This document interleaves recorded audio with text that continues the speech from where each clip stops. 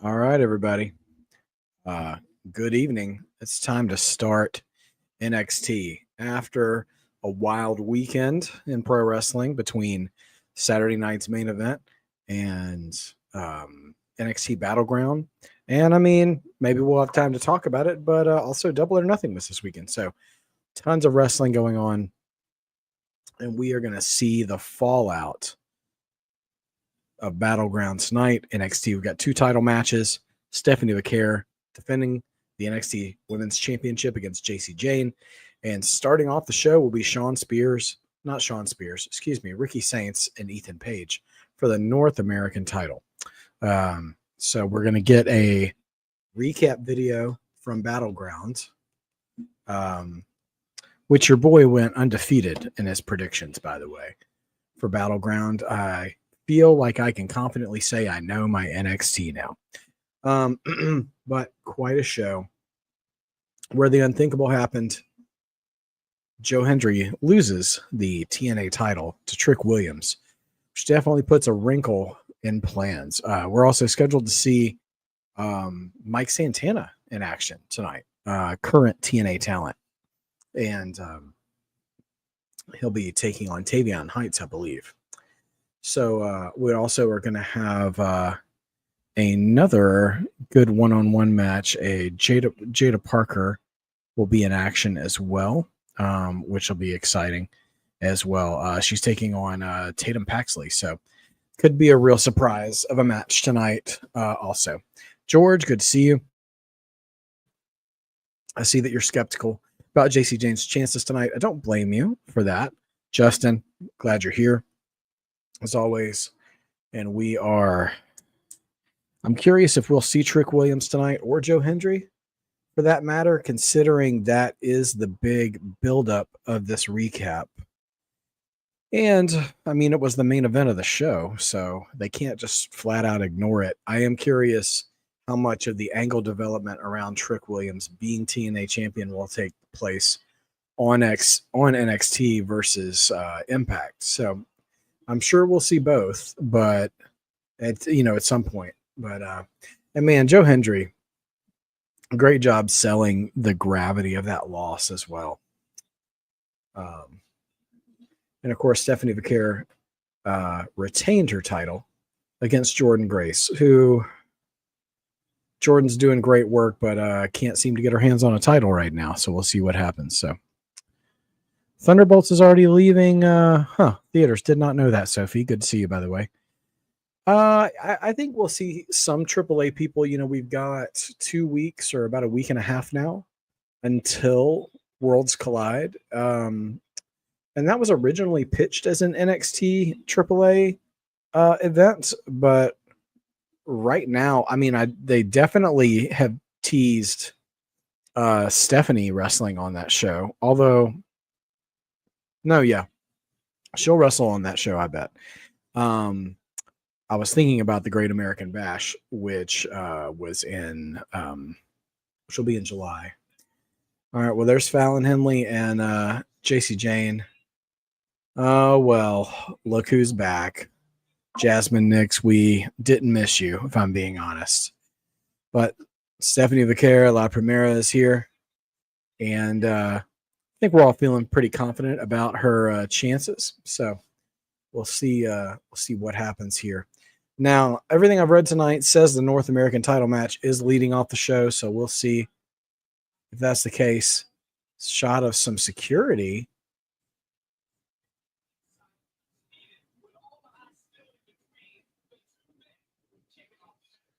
Oh, so there's added security ringside for the North American title match.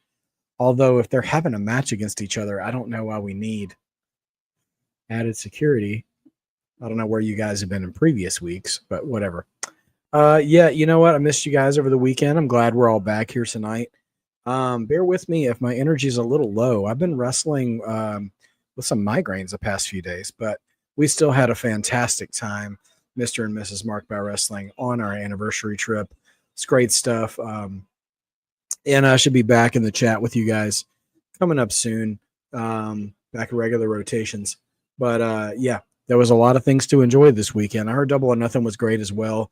I don't really watch much AEW. Just don't have that kind of time to take on an entire new promotion in addition to what I'm already watching. But heard nothing but positive reviews for Double or Nothing as well. So if you guys saw it, feel free to correct me or tell me I'm right about that. Yeah, we're going for Vicaire. Yeah, so All In and the Great American Bash are currently scheduled to air at the same time. I don't have a problem with that at all because the people who really want to see All In are going to watch it. It's their biggest show of the year. And Great American Bash, listen, that's part of their calendar. Like, as you know, it's another month. It's July. They're doing specialty shows every month. So I don't see a problem in them running at the same time. I mean, I'll be here broadcasting for Great American Bash. And because NXT keeps on rolling. So I'm not concerned about it. And fans of AEW shouldn't be concerned about it either. The only people I feel even remotely sympathetic towards are the people who want to try to watch both, and you kind of have to choose which one you're going to watch live. But it's all good. Dawsey, good to see you, man. Glad you're here. Thanks for joining us as we are getting the show started. And, I'm a little old school with this, and I guess maybe still got Jesse Ventura in the mind. But I don't know why in title matches, the champion usually enters last. But, oh, goodness. Okay, they're starting to fight. They're not even getting the ring announcement in. And now here comes the added security has already stormed the ring. We're not going to get a no contest, are we? Which I'd be curious about if we did, and I'll tell you why.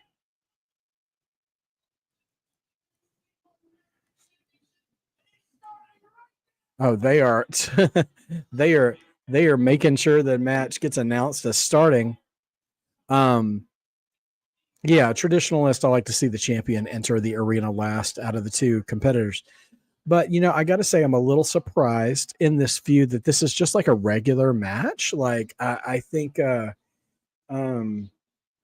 this point, I feel like Saints and Ego, their feud is heating up enough to where they could have a gimmick match of some kind. Last man standing, I quit, chain match, whatever, whatever it's going to be. What did I think of Raw? I thought Raw was a solid show. I did watch it on fast forward because I was trying to catch up with you guys, and I was able to get into the chat right at the finish of that triple threat match. I really enjoyed the Penta Gable Dragon Lee match. That was great stuff. I like seeing Roxy get involved with the Judgment Day. Hey, Firefighter Jimmy, thanks for being with us, man. What do you let me know what you're eating for dinner, man?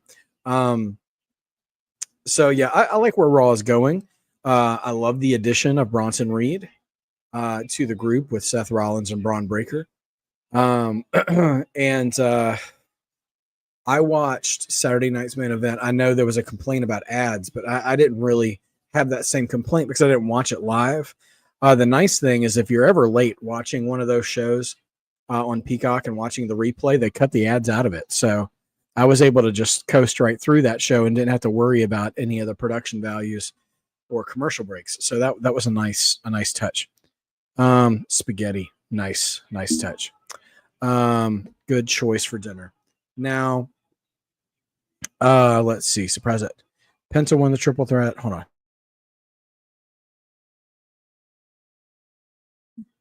Yeah, it seems like I don't know when they'll be uniting the Lucha Brothers on WWE television, but it's not going to be in the Money in the Bank match. I'll tell you that at least.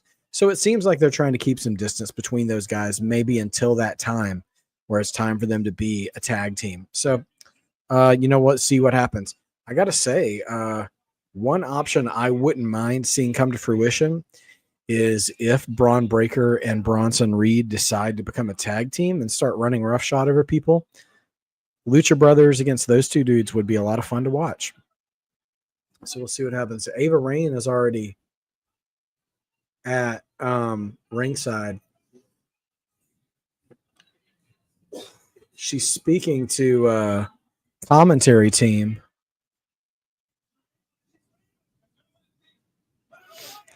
Here's the thing. I don't understand. We are in a match now. We're in a match. I don't know why security. I don't know why we're adding security into the match. This isn't a promo segment. This isn't just some fight backstage. Like, we're in a match now. This is so weird. So weird. So yeah, I don't know, man. I don't know what's going on right now. Listen, I mean, Ricky Saints and Ethan Page have good chemistry in the ring, but the booking for this right now is just so strange to me. Like it's almost like a lumberjack match with security. So let's see what happens. Let's see. I'm watching the SmackDown after Mania 20. Oh wow, that's in the Wayback Machine. Okay. That's cool.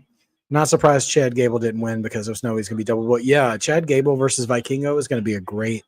I'm really looking forward to that match. Hope Chad's all right, by the way. He took a nasty bump with Penta.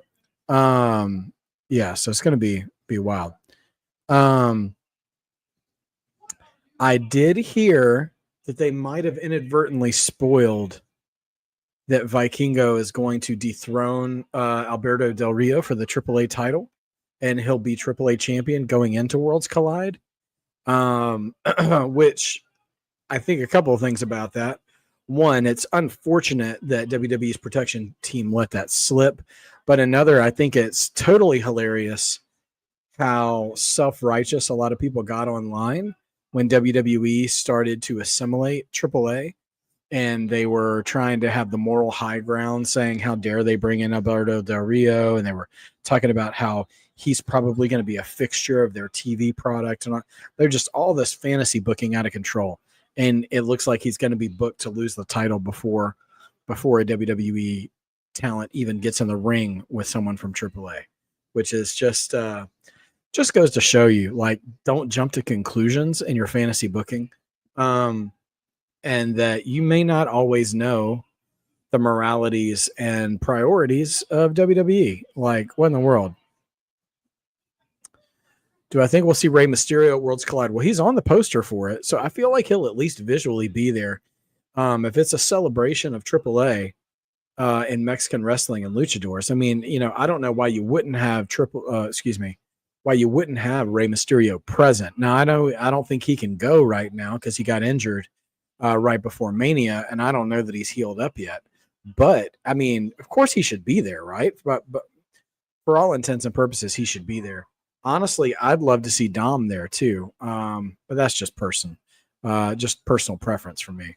And he's got bigger things going on. Yeah, so Seth Rollins is in the ladder match now. I feel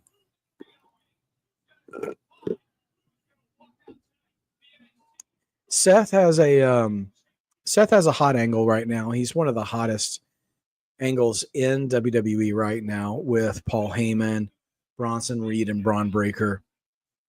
But I feel similarly about him being in the ladder match as I do Rhea Ripley. I'm not averse to there being star power in the Money in the Bank ladder matches. But both Rhea and Seth are so over and so at the top of their divisions right now that you kind of feel like they don't really need the ladder match to be a title contender. You know what I mean? Dude, they're going to have to build to a Falls Count Anywhere match here or something. Like, crowd is chanting, let them fight. But this match is so chaotic, and referee is warning them to fight in the ring. Oh my gosh. Ethan Page just dropped Ricky Saints with a cutter on an upside down set up chair at ringside, and that was nasty. Ricky is selling the throat bad. And now Ethan Page is back in the ring. I got to admit, this is this whole segment, like, that was a brutal spot right there, and respect for those two guys. But the booking of this match has been really all over the place. And not like the good kind of chaos. Like it just doesn't make sense. Like, yeah, there has hardly been any action inside the ring at all. Goodness gracious. And that chair just broke to pieces. Steel chair broke to pieces when Ricky hit it. You get shades of what he did to Javon Evans months ago. Ethan Page is an interesting character because he is like smug, but he has got a violent streak. You don't see in a lot of heels that combination, So.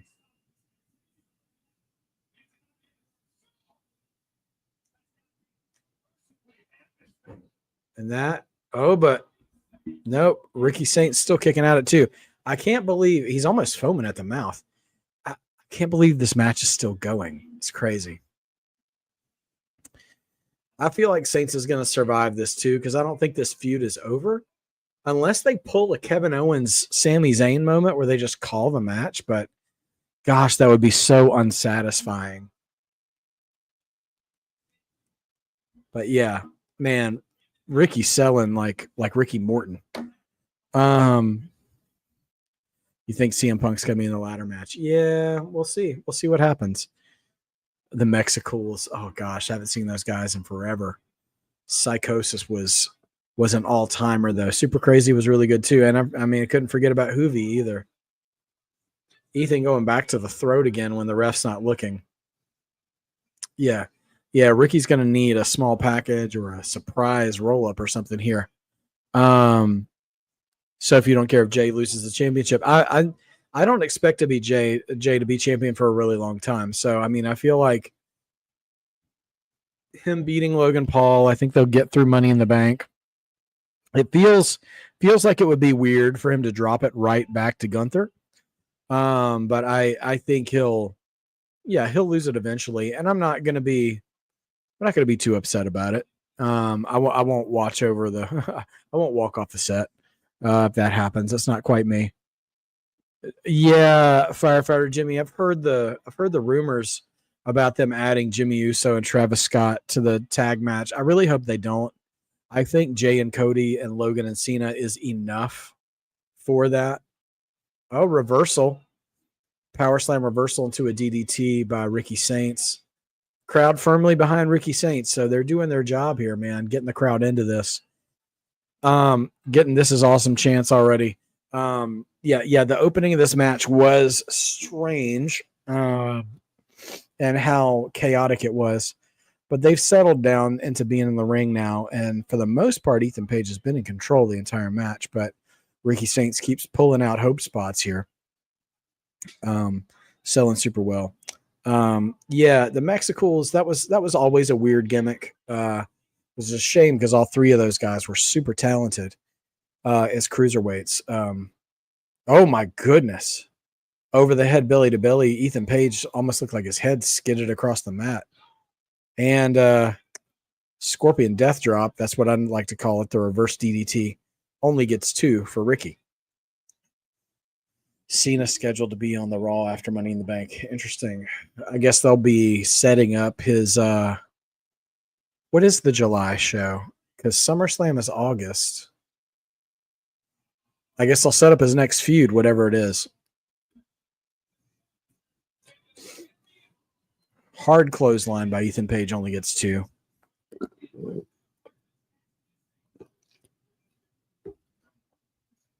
Yeah. We still have multiple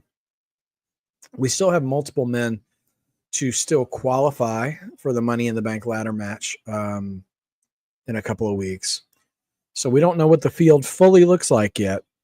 But I got to say, as I'm seeing the field fill out, I have to think about who I would want to predict to be the winner. I can see, I can see multiple things coming to fruition. Oh, another cutter, twist of fate by Ethan Page right in the middle of the ring. Whoa, and that's 3. We have a new North American champion. Ricky could not overcome the throat injury on the outside. And the crowd is in between boos and just kind of shock. I didn't expect that. I did not expect that. I wonder if we'll get a rematch at Great American Bash. A month away. We'll see, man. Ethan Page is a nasty dude.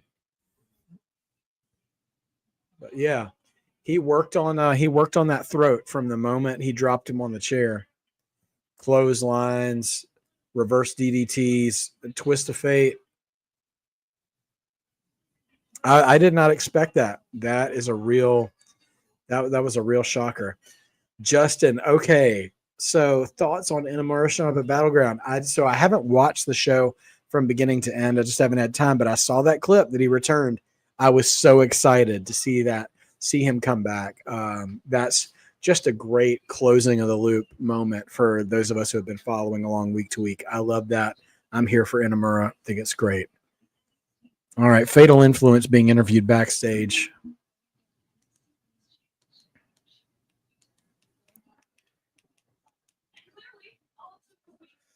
Well, A&B Combo's in the house. Welcome back, Mark by Wrestling List. So what's up, everybody in the chat? Good to see you guys. Glad you would be here. I will say, shocker of an opening match tonight. We have a new North American champion. And I was going to say, we have a lot of different candidates in the men's ladder match, right? And I feel like one option I would be scared would happen, but also could be really good booking. Because we keep talking about Jay getting cashed in on and assuming it's going to be like Seth Rollins or somebody like that. You know what I mean? Which would be understandable. We're getting a promo from Mike Santana right now. What if Solo Sikoa won the ladder match and cashed in on Jay? That would just be wild. Well, Sophie, I mean, listen, it's a live show. I give recaps as I'm watching along. You know, I am grateful for everybody who comes in, and I just talk about it as it comes along. And so we get what we get when we go through the show. So, but Mike Santana here tonight, taking on Tavion Heights, one-on-one competition. First time Santana will be on NXT TV.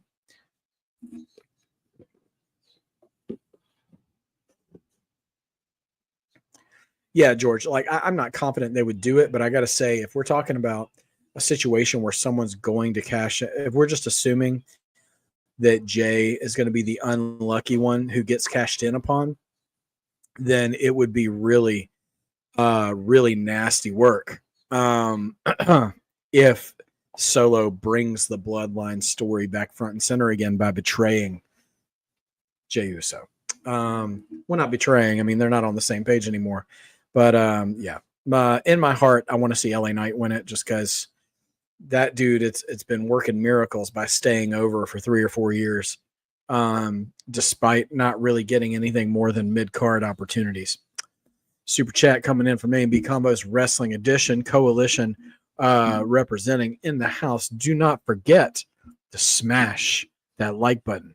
And thank you guys so much for supporting the channel.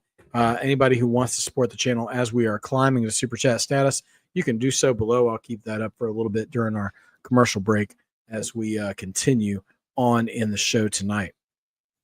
So good to see you guys all out here in the chat tonight. So Justin, you want to see Santana and Conan reunion at Worlds Collide? That would be a lot of fun. They were in no, wait, I'm thinking of Hernandez. Hernandez was LAX and TNA, right? Yeah. So, nevertheless, would still be fun to see. So, yeah, absolutely good stuff. So, how's everybody doing tonight? I know we had a big weekend for wrestling. If you're not following me on, I'm also on Instagram and TikTok for movie reviews and TV reviews. I have a channel there as well, which I will share with you guys shortly. Just on that note, let's see. I'm just going to put that on the bottom of the screen here.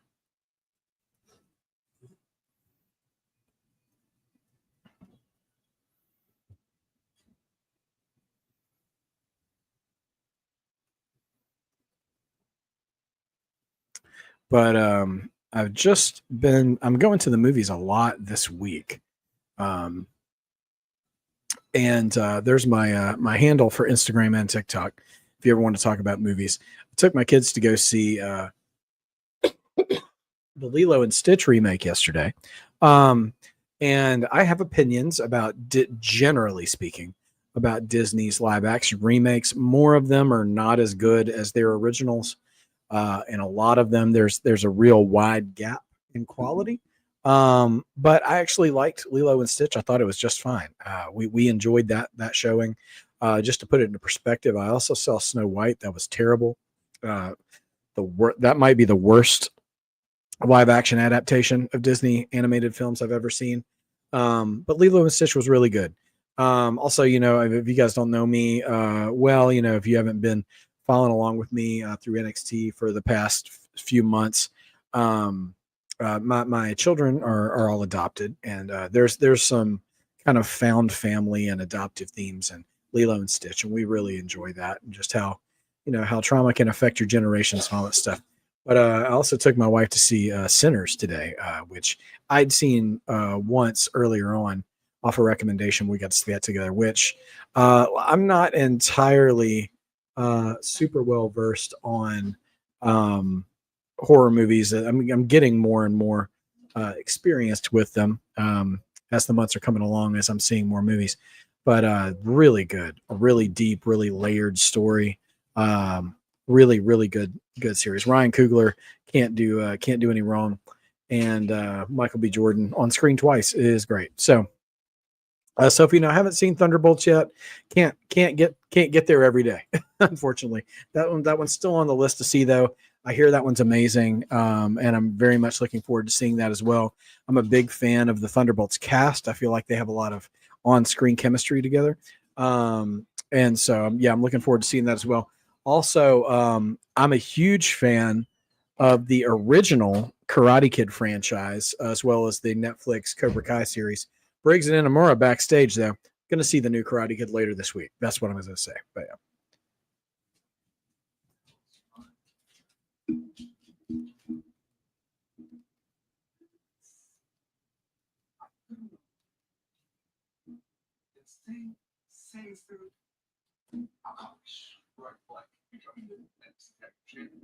Yes. I'm more. We knocked out the colon and then we set sights on the NXT tag team titles. Yes. Oh.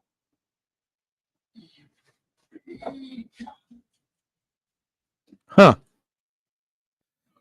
Inamura teasing that he's still got work, unfinished business left to take care of in NXT, and that's why he's still here.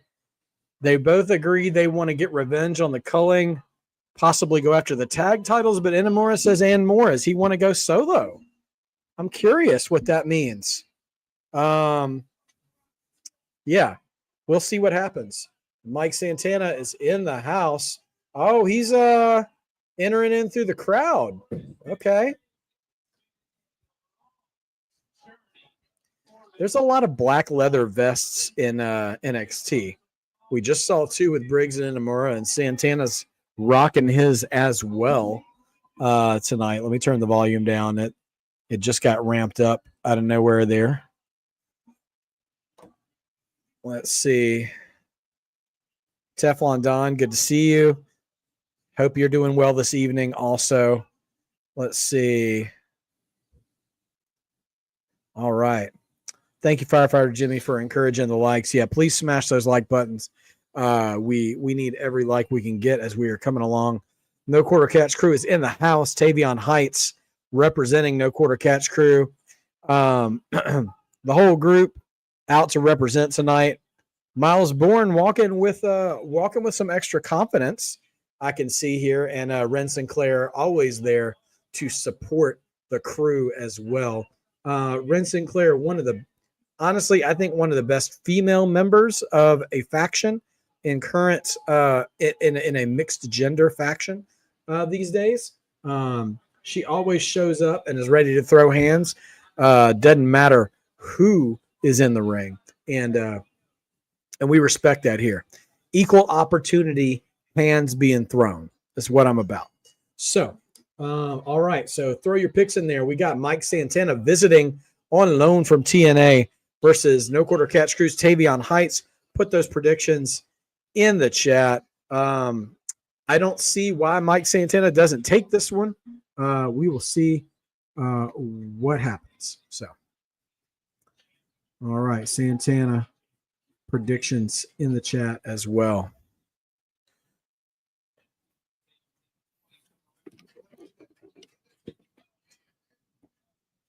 George, you think Miles and Tavion should go for the tag belts? Well, we need some fresh blood in the NXT tag division. Now that Fraxium has left and is on SmackDown, we've got Hank and Tank as the champions. The family has broken up. The culling is still around. Briggs and Inamura are back, but they were mainstays there for a while, and they're also they were also somewhere. Sorry, they were also baby faces as well. So we could use something more. All right, standoff there between Tavion and Santana, chasing each other back off the ropes. A lot of leapfrogging and drop kick by Santana.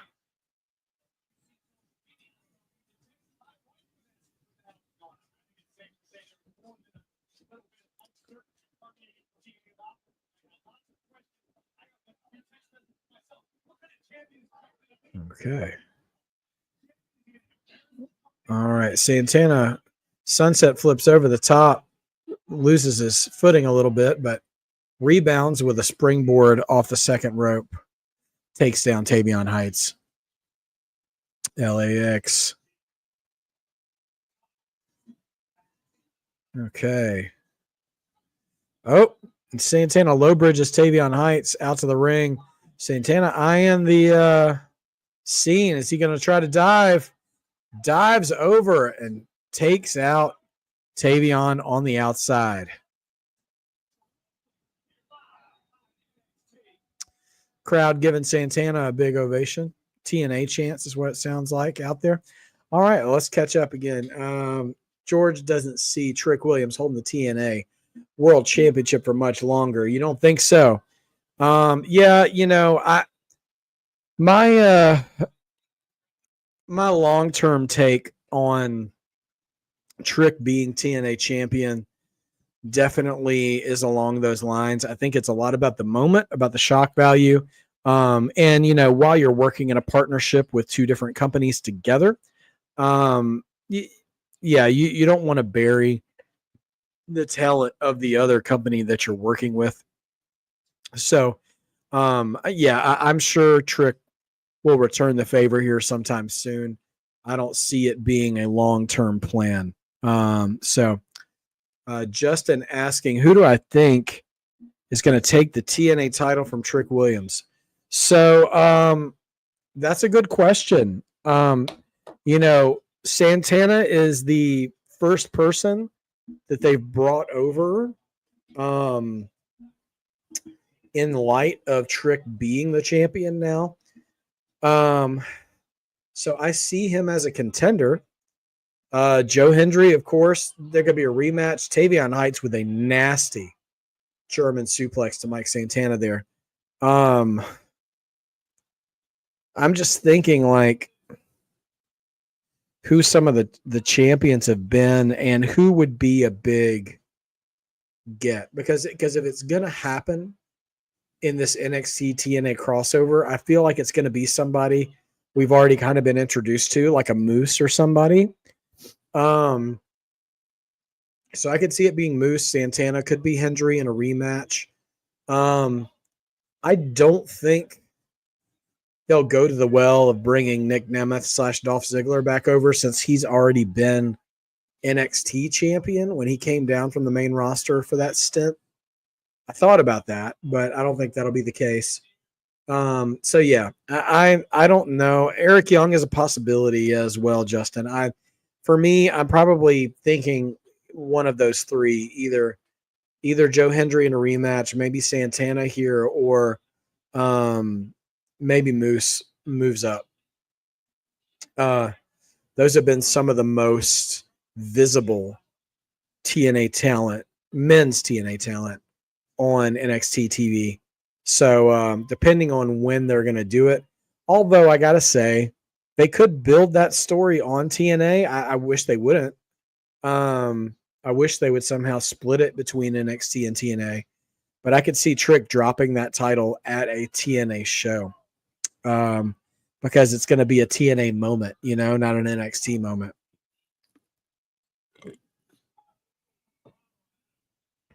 Though I tell you, something that would be wild is if Trick dropped it to yet another NXT talent. That would be nuts right there.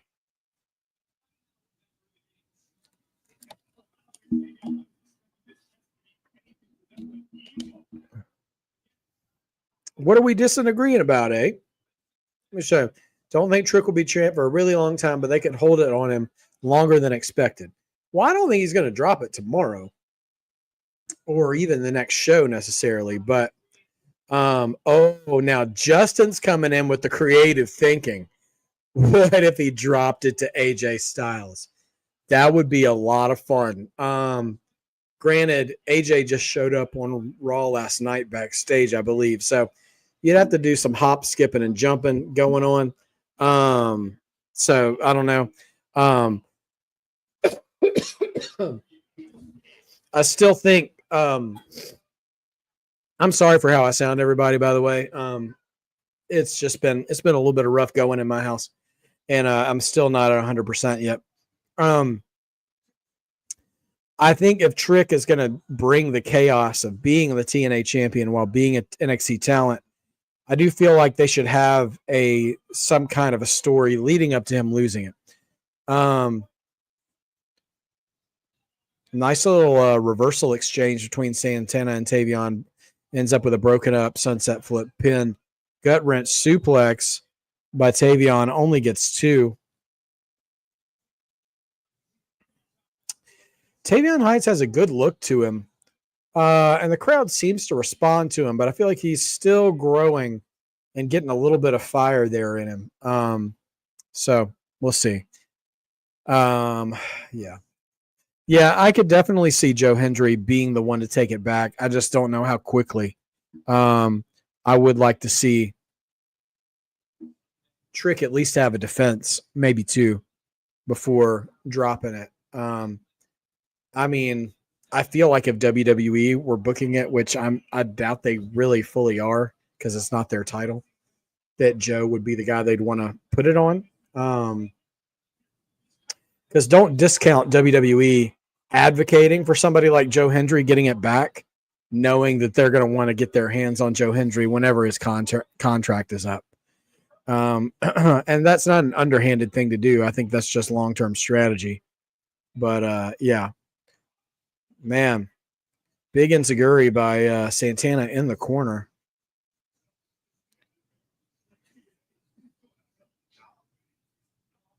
Booker T really putting over a reverse somersault into a jumping cutter by Santana. Only gets 2. No, I don't think Trick's going to lose at the next big show. I think he'll have at least a successful defense before losing the title. Because that does less for TN more. That doesn't do really good for TNA as much as that does poorly for Trick. And I think you want to make him a viable candidate to have taken the title off of Joe Hendry, and also build somebody up who will take the belt off of him at the same time. Let me ask you guys a question. So when I was younger in the Monday Night Wars era, Death Valley Driver by Tavion only gets 2. We had Randy Orton and Diamond Dallas Page at different times. doing similar finishers. Diamond Dallas Page had the Diamond Cutter. Randy Orton had the RKO in the early 2000s. Now it feels like not every wrestler, but many wrestlers have some variation of some jumping cutter, big super kick by Santana. Speaking of moves that are used a lot. I don't know. It feels like cutters should not be widespreadly utilized moves. Man, Fireman's Carry kind of into a face buster, like an X Factor. Spinning discus clothesline by Santana, and that's 3. Santana wins with a discus clothesline against Tavion Heights. Charlie Dempsey doesn't look too pleased, as he has been looking lately whenever No Quarter Catch Crew doesn't do what he wants. But Santana comes to NXT and walks away with a win. Not a bad match. As it went on, Santana really started warming up. I wouldn't give their chemistry a 10 out of 10. So, you know, there's that. So yeah, so we'll see what the future holds. Okay. Gentleman's handshake and a hug for Tavion Heights and Santana. And Charlie Dempsey, dude, you're the son of a Regal. You should be happy that they are respecting the mat and showing sportsmanship. Regal needs to smack his kid around a little bit. Family Fallout coming up next. So imagine we're going to get some sort of cinematic D'Angelo family presentation here when we come back from commercial.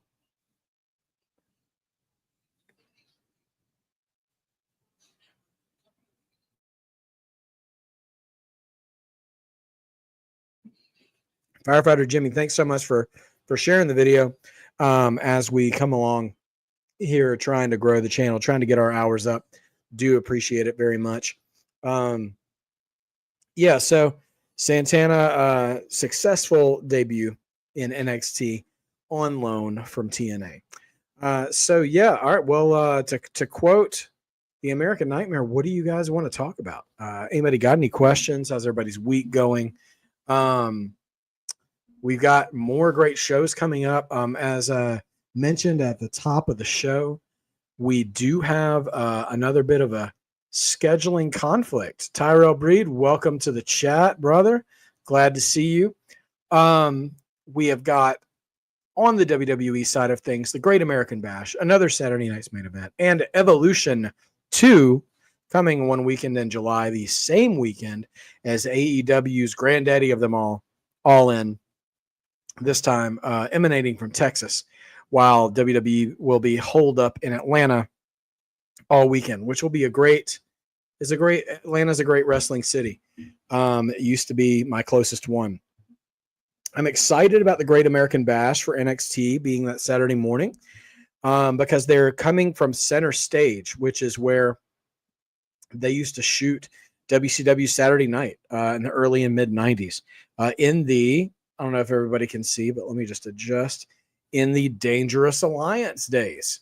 So in the Dangerous Alliance days, we had WCW tapings coming from Center Stage. Not a bad concert venue either.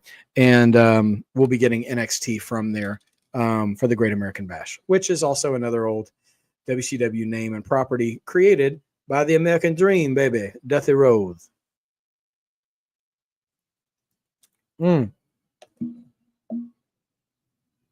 Yeah, George.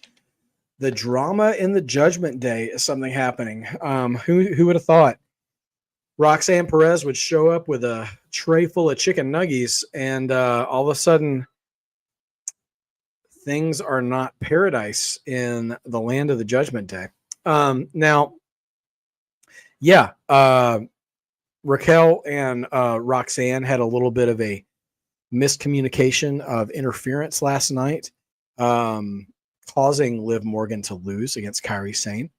And Yeah, Liv in her lashing out blamed Raquel for the screw up. And yeah, Finn Balor definitely standing there like the little girl meme standing in front of the house burning down with that smirk on his face. So yeah, I'm every time I'm sick and tired of the Judgment Day, they do something to interest me again. And it's I don't know how else to describe it.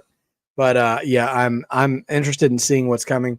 And then also now that Liv is back, we finally saw Dom try to help Finn win his qualifying match, which backfired as well.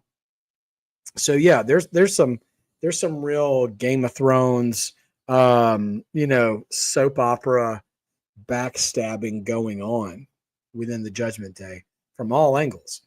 Which is funny that there's so much backstabbing going on, and the only member in the Judgment Day who's not doing any backstabbing has a move called the Backstabber, and that's Carlito.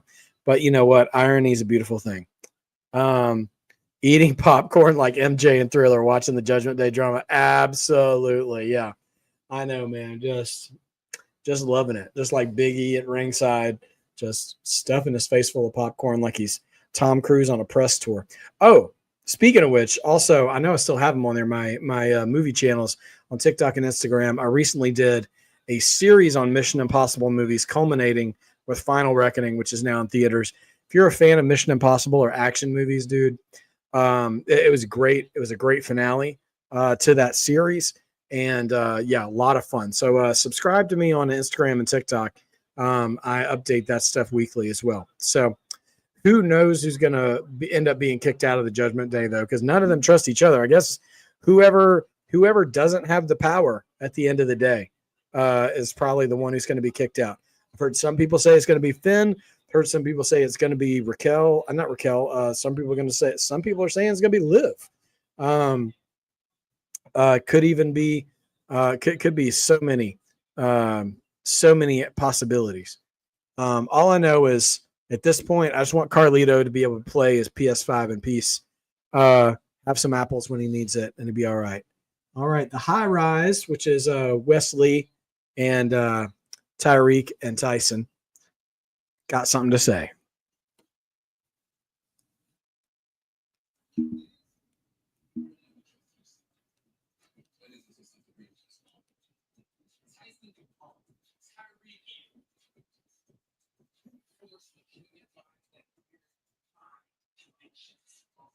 Chasing greatness from we're building brick by brick. Everyone wants to live the lifestyle, but the whole people get there to loyalty, not to a brand, but to a ball. And that's how you shut the glass. Not by selling out, by buying it, holding it down the next sandwich. No, think their moments. So we all together. As long as we're doing that, staying true to the cause. I want to like High Rise, but all I see is two dudes cosplaying Crime Time, and Wesley, who I'd like. Wesley's a good promo. Wesley's a good wrestler, but Tyson and Tyreek in NXT for a reason still need some work. And honestly, I think they could use a gear change too. They both dress like Shad and JTG.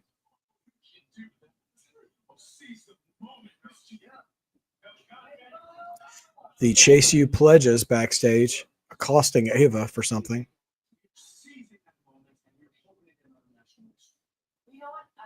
Asking for a match next week.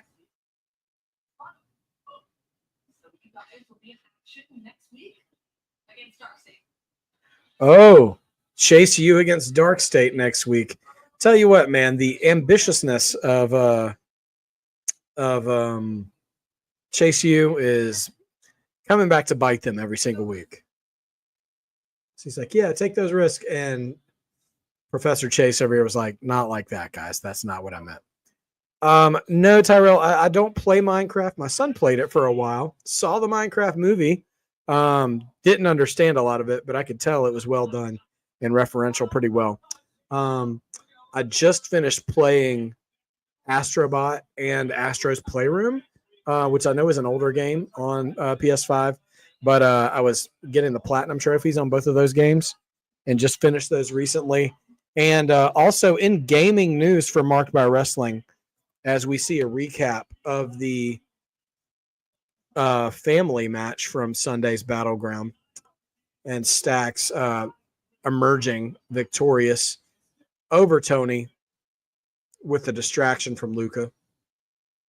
Oh, here's our backstage segment with the family. I'll come back with that game news in just a second. I thought Stacks put you in the desert. Then you saw the Battleground like you just got on vacation. And then you went up there and just stared at me. Tell me I didn't know what to do. I've got time for this look like all my mother's eyes. Stacks drove me out further into the desert and you kicked me out.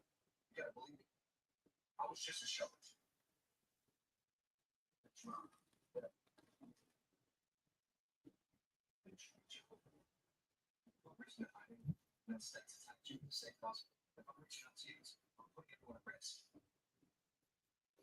Stacks is Luca is just claiming that Stacks just drove him out to the desert and let him out of the car.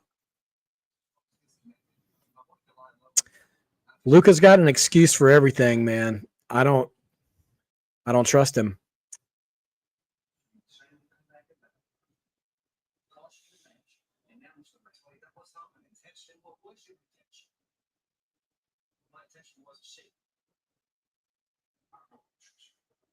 Tony doesn't know who to trust. I can't blame him. He shouldn't be trusting anybody right now.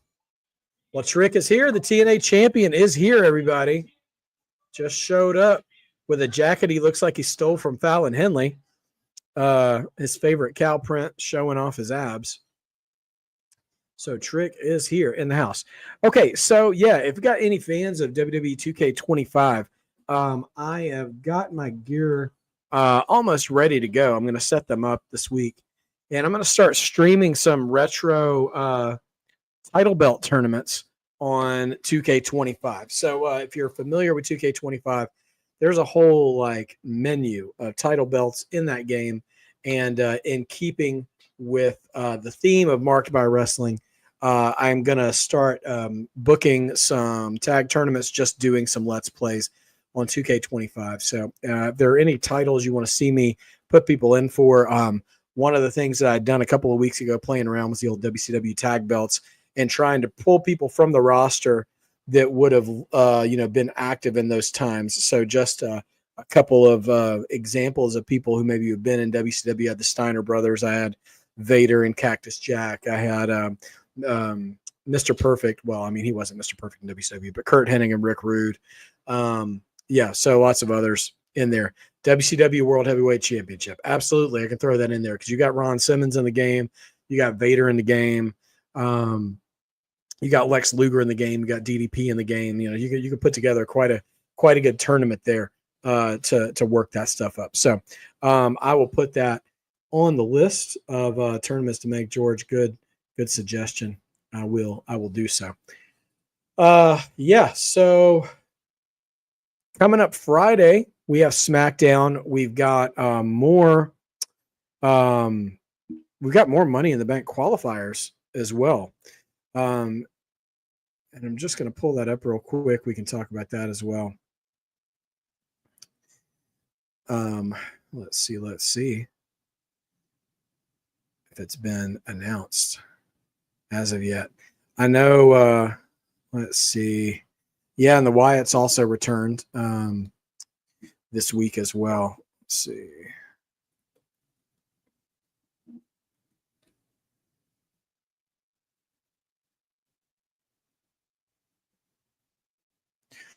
Yeah, so we're going to have Andrade, Jacob Fatu, and Carmelo Hayes in a Money in the Bank qualifier match, as well as Nia Jax, Naomi, and Jade Cargill. So those are going to be, they're going to be nuts right there. Both of those matches are going to be sick as we are rounding out the Money in the Bank ladder match fields coming up to the PLE in a couple of weeks. So exciting times all around. Yeah, Oba and Trick title for title would be wild. That would be absolutely nutty to see if to see if what's his name? If Oba could be counted as a TNA champion. That would be nuts.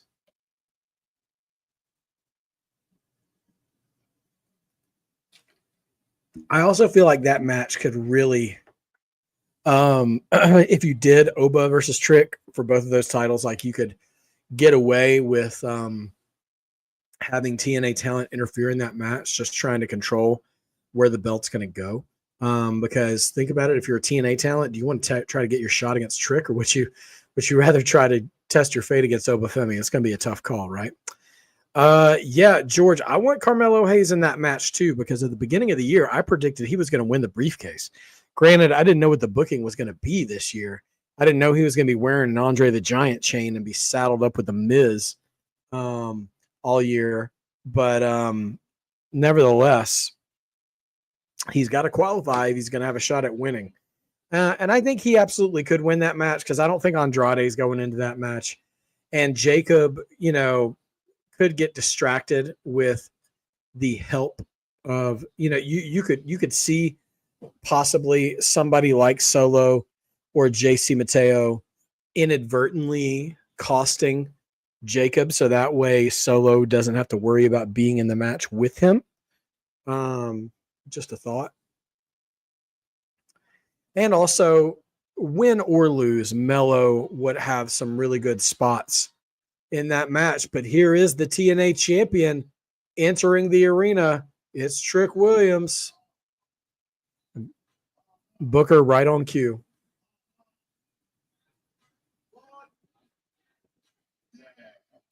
They showed a husband and wife in the crowd. I'm assuming their husband and wife. The man was all about chanting, "Whoop that Trick," and she was like, not feeling it at all.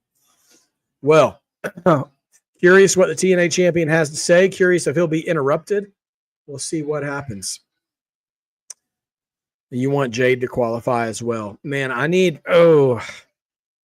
wouldn't mind seeing Jade in the ladder match, but I need Naomi in that match, because she's the one I want holding that briefcase. Hands down. Still whoop that Trick chance even if the music stopped.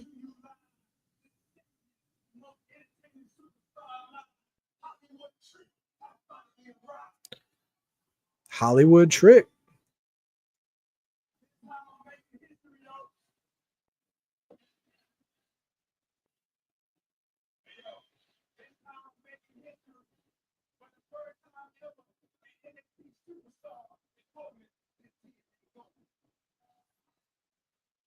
He holds the belt kind of weird.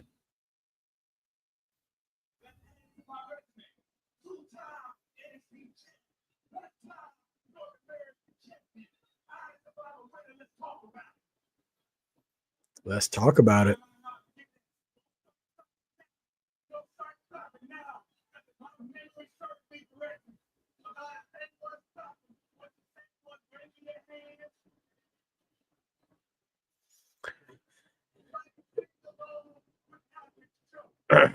Calling out the crowd now, saying, "You weren't riding with me before. Don't try to ride with me now."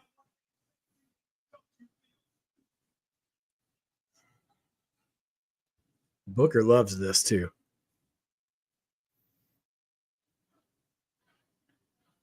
Now they're chanting Average Joe. Man, fans are so fickle, dude.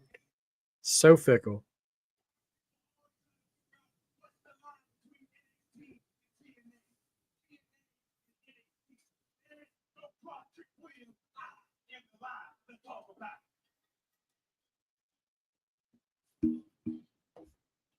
He says, "I'm the line.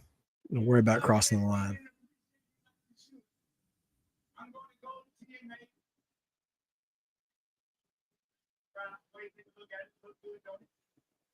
You know who held this goal before?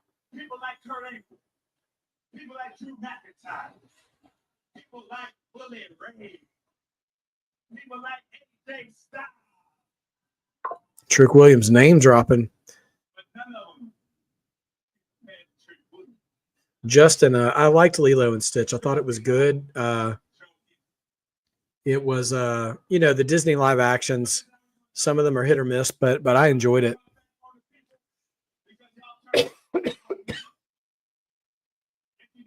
singing along, turn your back on me. I remember. I'm going to go back to TNA. I'm going to talk to the management. All those boys at TNA who work with Trick Williams now, we're going to make some changes. Trick says we're going to make some changes in TNA. It is now Trick NA. Okay, he is Trick NA champion. Oh, there he is. We saw him earlier tonight. Here comes Santana. The main man on the block, right? Hey, yo. Trick's trying to get let's talk about it over. Santana chants from the NXT faithful. I personally wanted to come out here and give you props for last Sunday. Yeah. Let me take you this, Santana. You just made your first mistake by interrupting Bill Shannon. First and foremost, let's get this straight. You ain't watching. Secondly, you made a terrible first impression by coming out here as TNA's champion and trying to tear down TNA. But guess what? Santana says you ain't my champion. TNA been gaining momentum day after day. And the last thing that I'm going to do is sit back as someone who carries that flag and watch you come out here and take the place down after what me and the rest of that locker room have done to build that place. Basically saying you ain't coming out to bury TNA after all we've done to build it.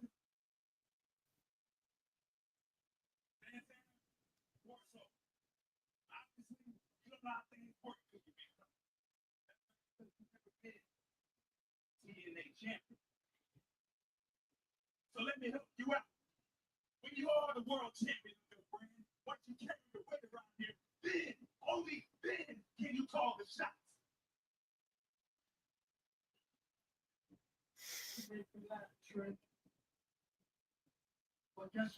Is it just me or is Santana kind of soft spoken on the mic? It's I mean, he's saying all good stuff, but he just doesn't sound threatening, especially not next to Trick.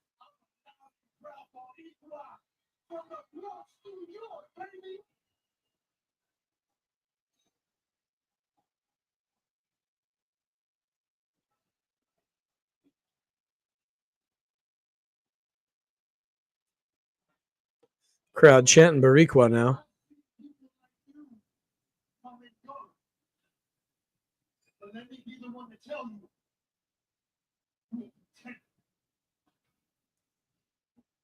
You a pretend fighter. You a pretend rapper with those high heels and tight. Santana calling him a pretender. I swear, I'm not going to crash out, but Trick Williams looked like he's never held a title belt in his life in this segment. The way he keeps holding this title, like, it's like he's doing it because he has to. You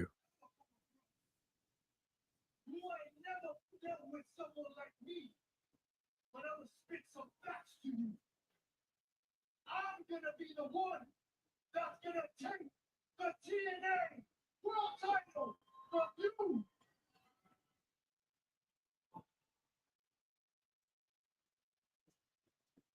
Let's be real, Santana. Keep popping off if you want to. I'm going to take off these lemon pepper steppers and beat your ass. Take off these lemon pepper steppers. Santino! Santino is on the video screen.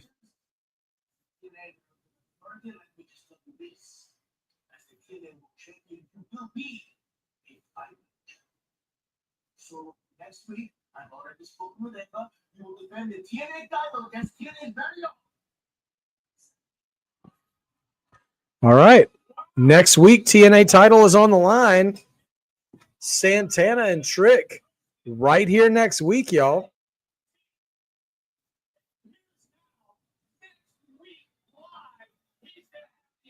Okay. Well, we get in that match right away in 1 week. Walks away from the handshake from Santana. Oh, tries to swing on Santana, and he pays for it. Santana's leaving Trick laying. Yeah, Santana losing that match.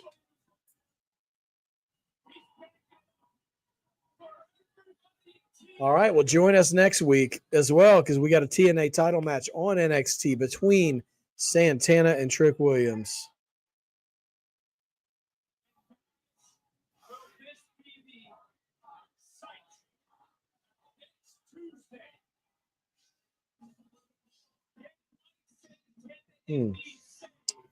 Okay, well that segment picked up some steam at the end. I think Santino really did something with it. Oh, we got Stephanie. Stephanie is in the house. Here comes Ava.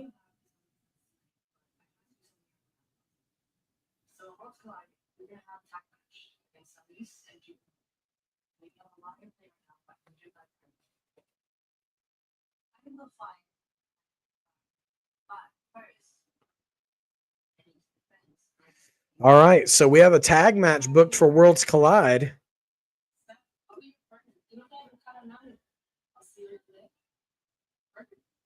Whoa, well, they resolved that quick. Stephanie and Lola Vice taking on two ladies from AAA. Sorry, I didn't catch their names. I'm going to have to learn the AAA names other than Vikingo. I don't know anybody else. So, yeah. All right. Stephanie and Lola are going to be in action together as a team at Worlds Collide. And Booker better have a breathing machine on hand nearby because, my goodness gracious, that team is going to take his breath away, I'm sure, if there's anything we can trust about Booker's commentary behavior.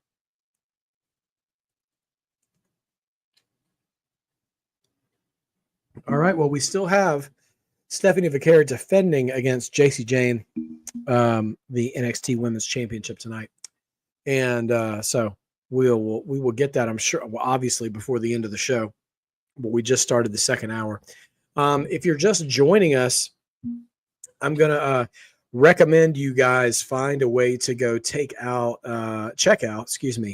the opening contest for the North American Championship. Spoilers incoming in 3, 2, 1. We have a new NXT North American champion. Ethan Page takes out Ricky Saints with a nasty, and I mean nasty, diamond cutter variation on the outside through an upside down chair, and then just worked his throat in the ring for several minutes afterwards.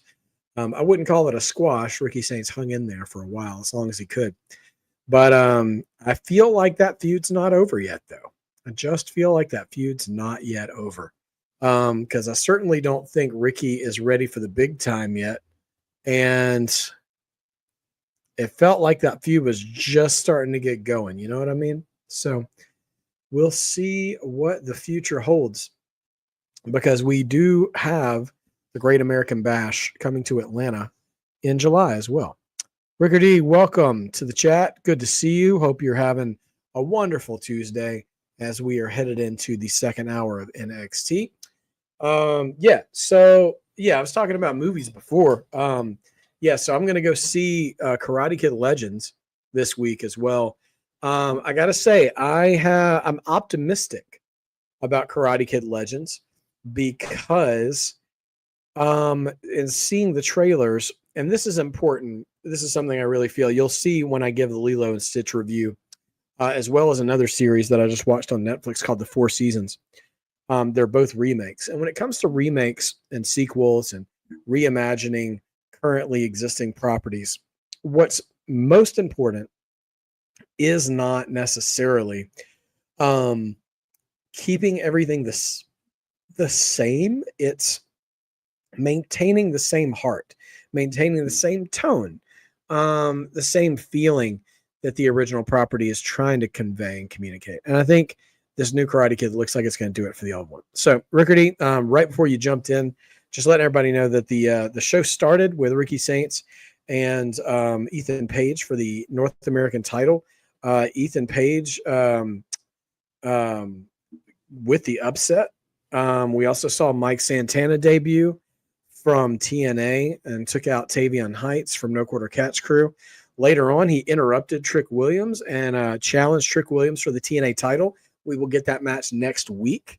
And Tony D'Angelo, still paranoid, does not trust anyone in the family right now, including Luca, who just returned at Battleground, and his presence created some confusion and distraction and led to Tony losing that match. For the most part, that's all we've had tonight. We're still going to have Stephanie Vaquer and JC Jane for the NXT Women's title. We should be having Tatum Paxley and Jada Parker in action tonight as well. But yeah. Oh, speaking of, no, they did not. They gave Jada Parker the jobber entrance, and I am not happy about it. I don't like that one bit. Put some respect on Miss Parker's name. Give her entrance. What are we doing? I did not expect to already see her in the ring. We didn't get to hear the crowd go, Miss Parker. We didn't get any of that. You're on thin ice, Shawn Michaels. This is you. And this is the ice. Very thin. And that's you falling through it.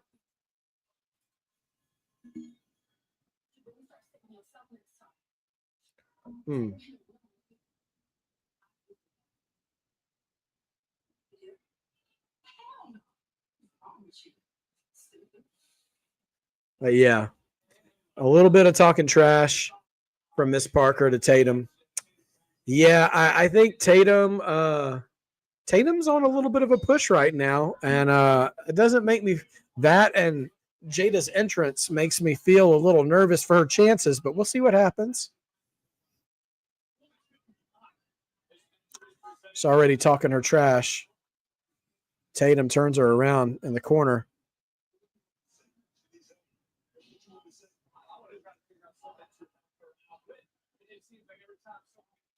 They're still chanting for Miss Parker in the crowd, though.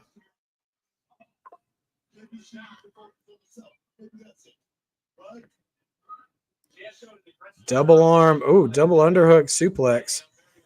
Tatum's interesting. She's got this sort of half Daphne, half Wednesday Addams sort of gimmick. And but she can wrestle, man. Like she will bust out a random suplex or a random old school submission like nobody's business.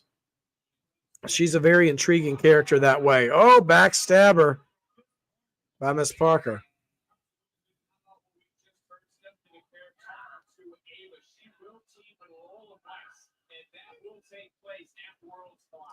Somebody asked about title matches at Worlds Collide. We are going to have, allegedly, the AAA title is going to be on the line if things have been adequately spoiled. Here comes. Oh, high stepping out of the quarter.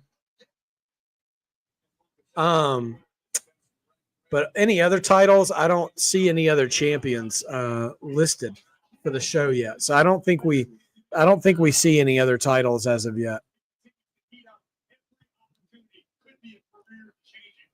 Because right now it's been tag matches. It's just all tag matches announced for Worlds Collide minus Gable and Vikingo. So, and from what I keep hearing too, Worlds Collide set to broadcast, I think, exclusively on WWE's YouTube page. So you guys are going to have multiple browsers open for us to watch along together. But that tells me too that maybe there won't be a lot of high stakes because that is the same day as Money in the Bank as well. And it looks like Money in the Bank shaping up, no pun intended, to be a high stakes show with both those ladder matches with Cena and Logan versus Cody and Jay. Now we have top tier talent in these ladder matches and Rhea Ripley for the women and Seth Rollins for the men, everything Seth's doing right now on TV. So we'll see what happens. Oh, step up Enziguri. Nasty. by Tatum. Oh, man. Corner sideways body splash by Tatum, who seems to be crazying up. Crowd now chanting for Tatum. Oh, man. She does this somersault axe kick again, which we saw last week, which was wild. Ref in the way, holding Tatum back. Jada now playing with her Barbie dolls. She threw one in the ring to distract Tatum.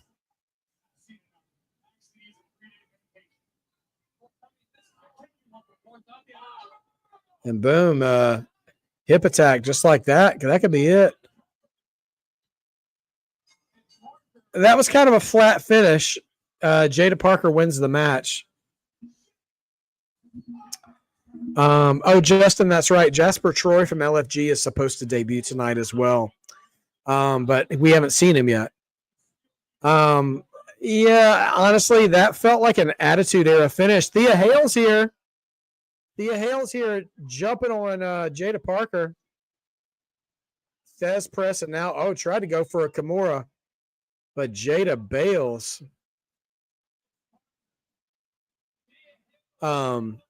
Yeah, that was an Attitude Era style finish for the match. Like Jada Parker throws the Barbie doll in the ring to distract her, and then while she's sitting there playing with it, she just checks her right in the face and 1, 2, 3. Okay, here's a video package on Jasper Troy. He's a big dude. He made Oba look normal in size, so this is a big man.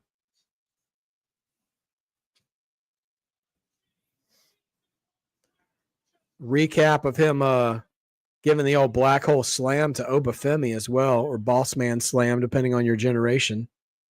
Do I have? Yes, I do. Sophie said there's rumors that AEW will be getting women's tag team championships. I'm all for women's divisions getting more attention in their respective companies, but forgive me if this seems overly critical. I'm not sure AEW does a fantastic job of paying attention to all the belts they have. So adding belts, unless they're just, and when it comes to women's titles, they just give it to Mercedes Moné. I mean, anyways, so yeah, I don't know. I mean, listen, I hope it's something they could do. They certainly have a women's division that is a little neglected to a degree. So hopefully they can use that to their advantage. I was arguing big time for, NXT women's tag titles recently, but with the call-ups of Roxy and Julia and then the releases recently of Jakara and Lash. Honestly, what I think should be happening now is they need to take this Judgment Day story. I don't mean blow it up, but do whatever you're going to do and have the women's tag team titles be a casualty of that. Liv and Raquel lose those titles. And then have them lose them to an NXT team. And I would, if it were me, I would just have the WWE women's tag team titles be a fixture of NXT. Like, they don't have to be rebranded as the NXT tag titles, but I just don't think there's enough booking going on between Raw and SmackDown that there is a valid women's tag division right now. Like, especially after the releases. So I don't know. They had such, but before those releases hit, man, they had such a good, I'm so surprised they did all these releases before Evolution as well, because there was such an opportunity there to utilize so many of those women in a tag division. So nevertheless, who is AEW's top female talent? I mean, it's Mercedes, it's Toni Storm. I would say it's Megan Bayne. It should be Megan Bayne. And then, you've got Harley Cameron, and who's she tagging with now? Anna Jay. Nevertheless, Asuka and Kairi Sane, yeah, I mean, like, they would be a good team, but Asuka hasn't been on TV in forever. Kairi just got back. Alexa Bliss and Nikki Cross. I mean, Alexa is currently still doing her own thing. Yeah, Athena is great, but she's on Ring of Honor Island. So like they're not even considering her on the level that she deserves to be at, in my opinion. But Alexa and Nikki, I mean, Nikki is all in the Wyatt Six. And I mean, we keep saying that Alexa's going to be there, but she hasn't yet. She's still doing her own thing. If anything, she's doing something with Charlotte. We'll see what happens there. BFAB and Misha. Now that's a team. That's a team right there. I'll give you that.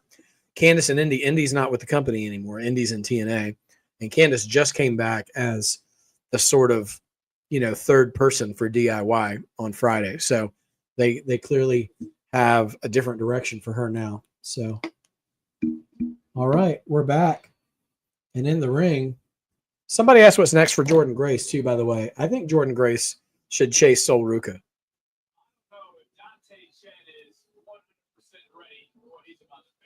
Oh, Dante Chen. Oh, that's who they're going to feed to Jasper Troy.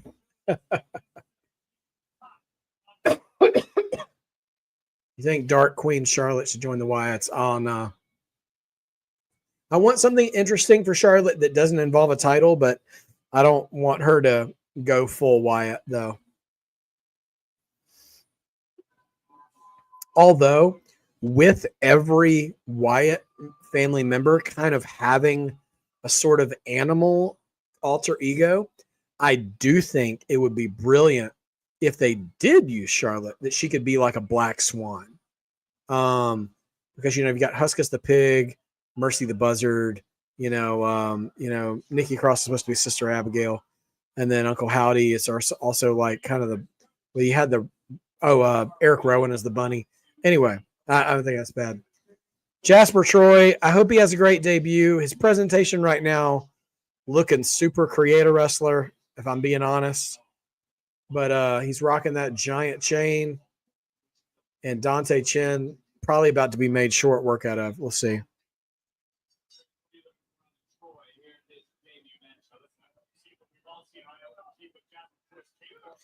Zarya and Jordan Grace would be a nasty women's tag team for sure. That's like a female hurt business right there.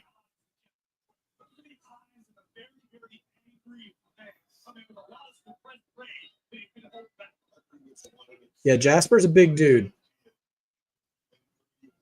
Now, is this going to be a squash match or is this going to be competitive?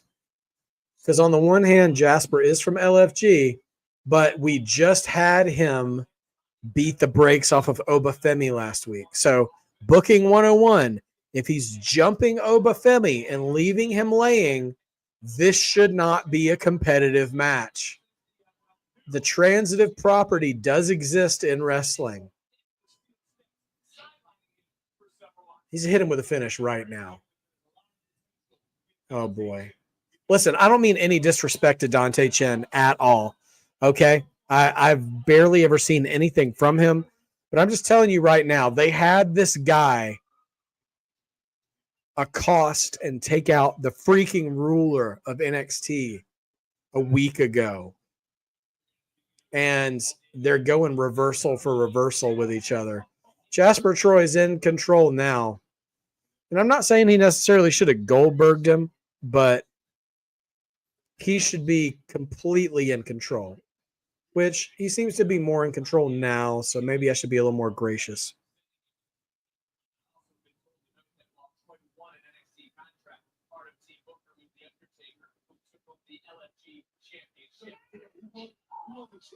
Dropping Dante on his throat on the top rope, little stun gun action.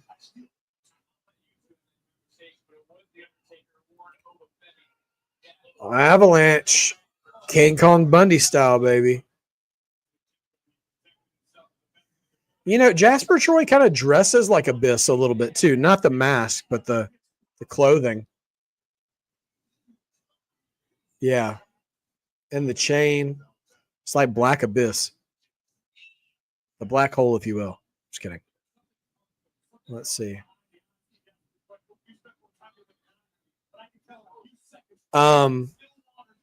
Let it never be said that I don't try to be objective in the shows we watch. I'm disappointed. I'm disappointed in this match. This match should have already been over. Jasper Troy should have laid waste to Dante Chen. And again, that's nothing against Dante Chen. It's following up on the first impression they made with him. Dante Chen is getting offense on Jasper Troy. Now, he hasn't left his feet yet. Oh, tornado DDT by Dante Chen. The crowd, listen.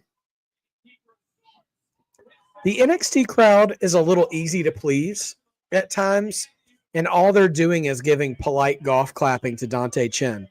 If Dante Chen is not getting this is awesome chance or any chance at all from the crowd, there it is, black hole slam. Count it. He did not dominate Corey Graves. Shut your mouth. Shut your mouth. That wasn't good. And Oba's here though. Now Oba's here. The ruler's music is hit. Is he going to give Jasper the same treatment sneaking up from behind, or is he going to come straight out? Oh, he's up in the balcony.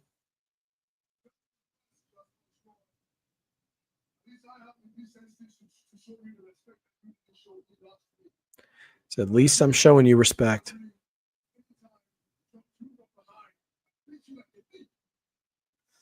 At any time, I could have jumped you from behind and beat you like a thief.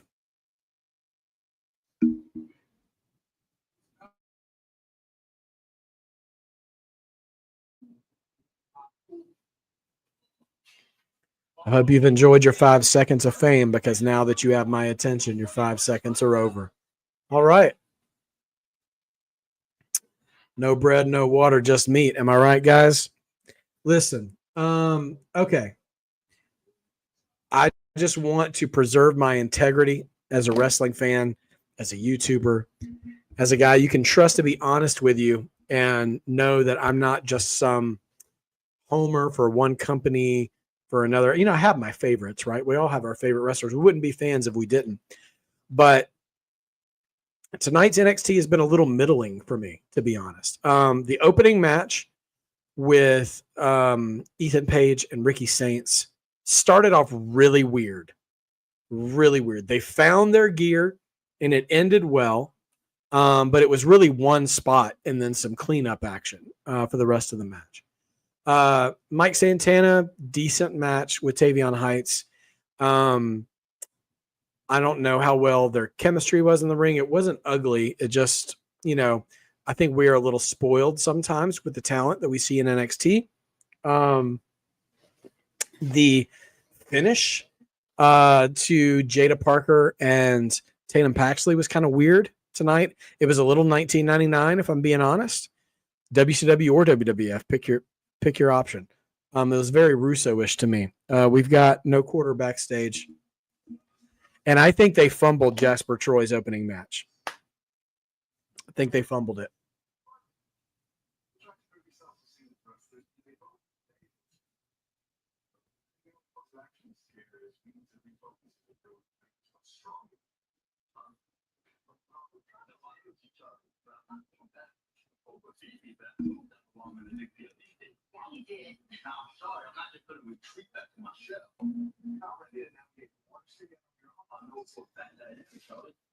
That's your youth and inexperience talking. I thought you was the MQCC, so if anyone's going to decide, like, what I beat you? You said I'm going to do that? Beat me? No, that's not. So let's do it. Just like the good old days, right? You against me. And if I win, you let me go. Oh. One match fine. I don't think the round match.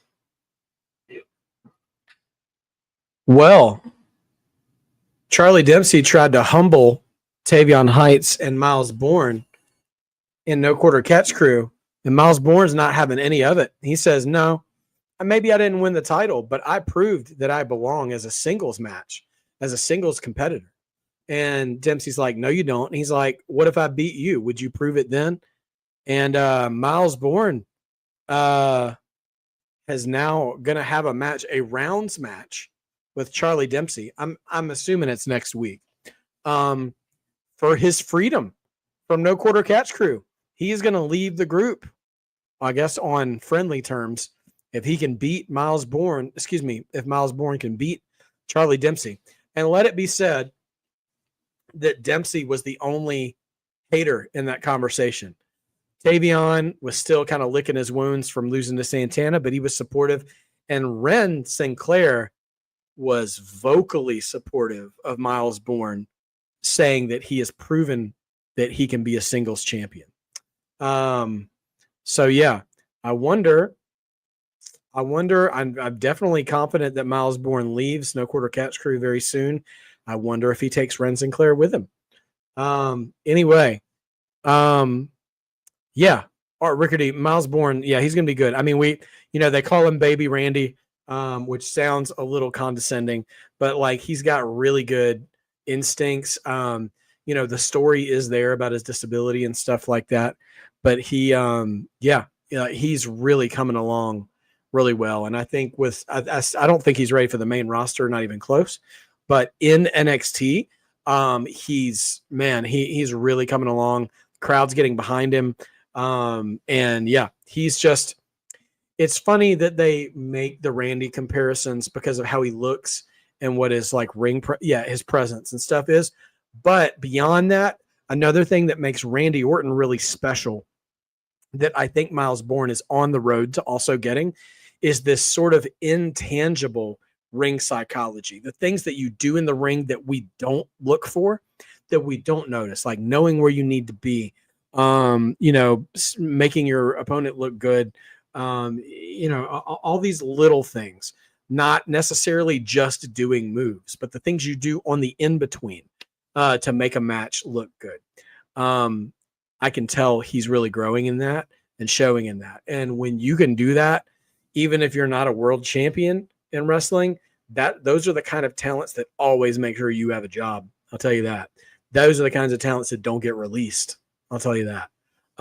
So more, I mean, just, I'm not saying never, but, more often than not. That's the kind of wrestler that always is going to have some level of security. So with him and his story, I think he could absolutely have a future on the main roster. I don't think they're in any hurry to get him up there, but although it would be fun to see him and Randy share a ring together. Whether it's a Royal Rumble or a random tag match or something like that would be fun. Anyway, NXT has been middle of the road for me tonight. I'm going to be honest. The things I've liked have been good, but and we're back. And is that Ethan Page in the ring? They only showed a quick shot of the ring. I don't think they're all the way back. Yeah.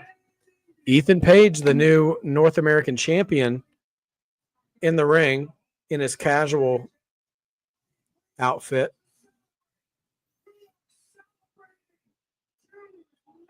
Oh, he wants to have his celebration now. Where's Ricky Saints to come ruin this?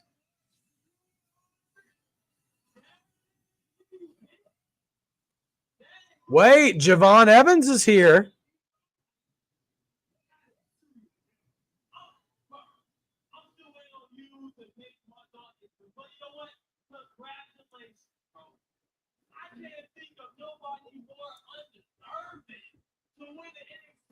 I can't think of anyone more undeserving to win this title.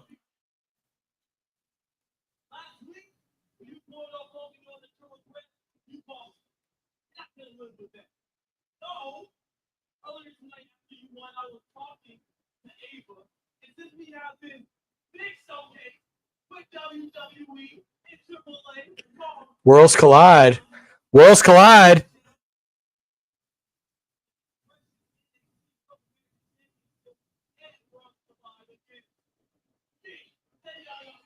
Javon Evans, Ethan Page for the North American title at Worlds Collide.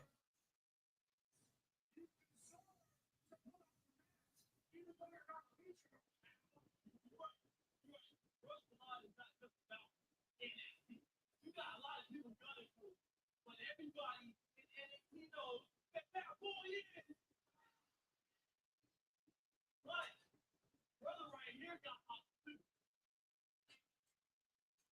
The Laredo Kid? I don't know who the Laredo Kid is, guys. I'm sorry. I've seen his name before.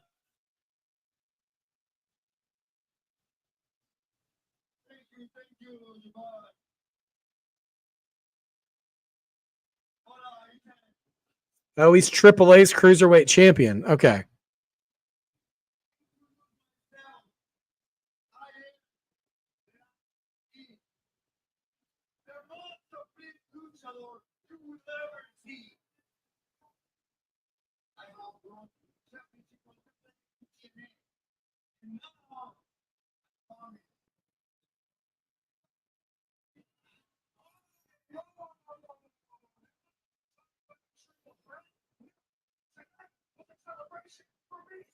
I have a feeling we're not done yet.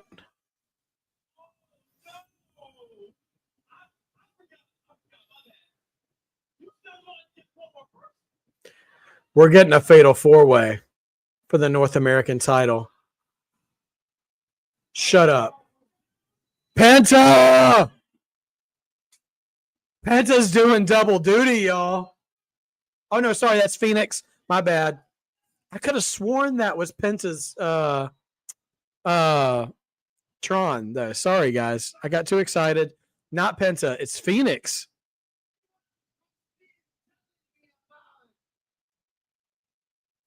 To be fair, their fonts look really similar.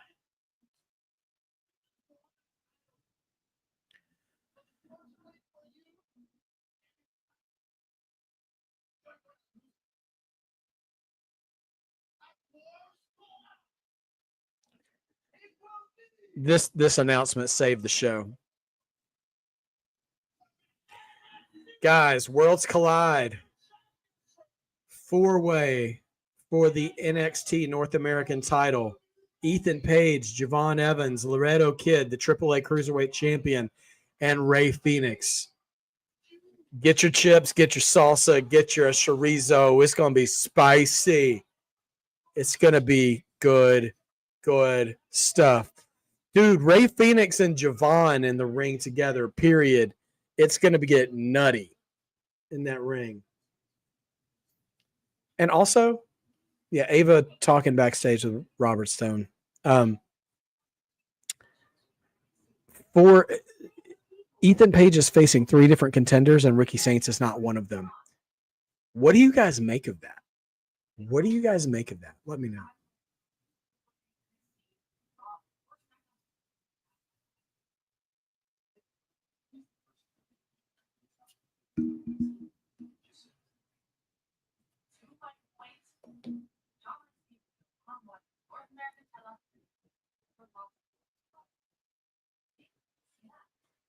Oh, Sean Legacy. That's right. Sean Legacy is the number 1 contender, and he's going to take on whoever wins that match.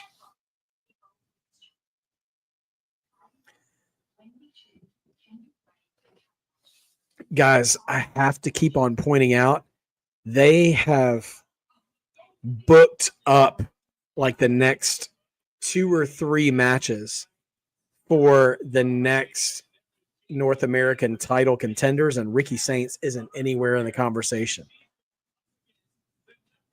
I don't think he's had a bad run. Do you think he's getting a break? Do you think he's moving up? Not to the main roster, but do you think, man, Lash makes Stephanie look small? Sorry, I just glanced over Stephanie Vaquera walking through the back, and all the women are looking at her. Lash Legend is a towering woman. Yeah. So Ricky Saints quickly becoming an afterthought as it pertains to the North American title. I can't see a program with him and Obafemi, but I don't see him moving up to the main roster without getting a crack at the NXT title either. So I'm very curious about all this. Could he take a shot at the TNA title against Trick Williams? I don't know. But very telling that we started this night with Ricky Saints as the North American champion. And now we have bookings for Worlds Collide and the following NXT. And he is not even fourth on the list of contenders. The fall has been mighty. So, based on the way he lost that match too, I'm curious that we even see Ricky Saints on TV for a few weeks. They didn't give him the stretcher job, but man, dude got rode off fast. Yeah, I could see him showing up at Worlds Collide and costing Ethan Page the match, just out of spite. But also, if Sean Legacy from Evolve is going to have the next, I just got an idea, you guys. If Sean Legacy from Evolve is the next contender, I really want Javon winning that match. Because, sit with me, guys. All right, pencils down. Everybody pay attention. We saw Javon and Sean have that sequence in the Battle Royal. We saw Javon, Sean, and who was the third man? Was it Ethan Page? Who had we had the triple threat last week that was like a crazy 5-star match. Still wanting a one-on-one match with Javon and Sean Legacy, which we have not gotten. Oh, it was Ricky Saints. Okay, it was Ricky Saints. My bad. So, if we have that too, if we get, imagine, first of all, Javon has never won a singles title in NXT. Worlds Collide would be an amazing time for that to happen. And then you get Javon and Sean Legacy immediately for the North American title. That would be wild. Justin, I don't think we're going to get Penta at Worlds Collide. He might be present for the event, but I don't think he has a match because he's going to be in the Money in the Bank ladder match that same day. So I just don't think they'll do that. I honestly, I think that would be irresponsible of WWE to book anybody who's qualified for the ladder match in any match at all that same morning.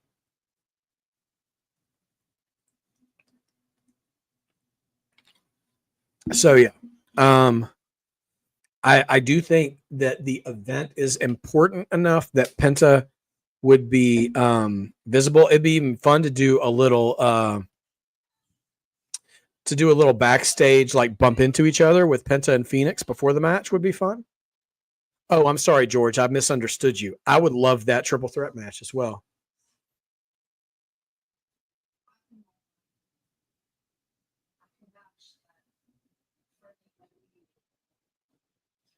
Culling stalking backstage as Zaruka are talking to Tatum Paxley.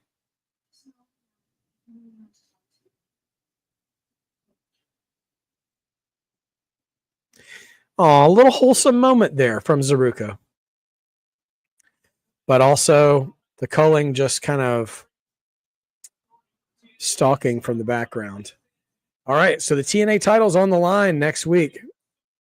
B, it's good to see you this evening. Glad you could join us as we're about to wrap up tonight. We got our main event on the way.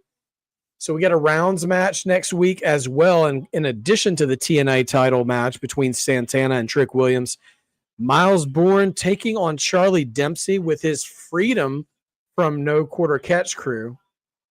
No, I do not want to see Tatum Paxley in the culling. I like her as a face right now. Now, if she's turning heel, I would rather them kick Izzy Dame out and have her replace them. I do think her aesthetic fits the culling better than Izzy Dame. But I don't want to see it right now because I think she's working as a babyface. Movie queen because Sol Ruka is awesome. I think that's why she has 2 titles. Although, do all of us really count the Speed title as a title? I mean, I don't mean to be disrespectful. I think the concept of Speed is really good, but yeah.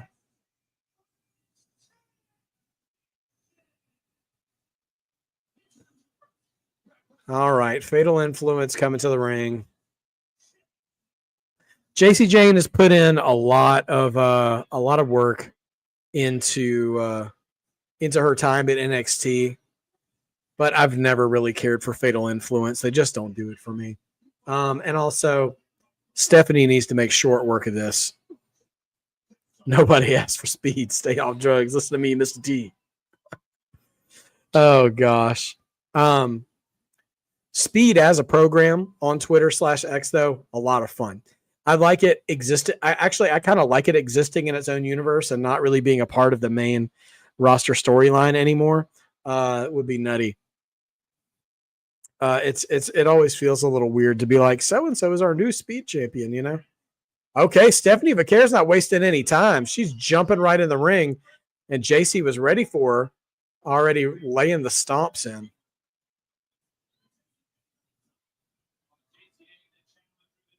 Oh, and she had that slap ready back for her. Spin kick. La Primera chance ringing out through the NXT arena. Flying head scissors. Oh, and she cuts it off short for a roll-up. It's actually a pretty smart move. I've never seen that before. Vaquer again with another spin kick to the midsection.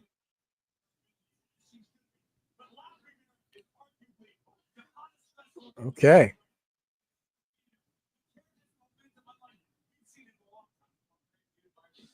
They're working a fast pace right now.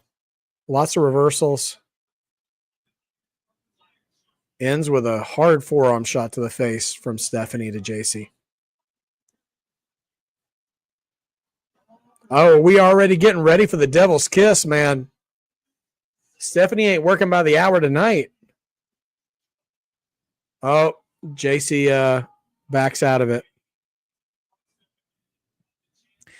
That might be the second biggest way to get heat in WWE right now, outside of being Logan Paul, is to disrupt the Devil's Kiss. Wrestling is weird, man. Wrestling is so weird. Anyway, yeah. Nothing personal against the ladies and Fatal Influence, but I gotta admit, I don't think I've ever been interested in them as an act. All three of them feel like a henchman or a henchwoman, if you will, that should be supporting a bigger female star. Like, I don't see any of them as a standout.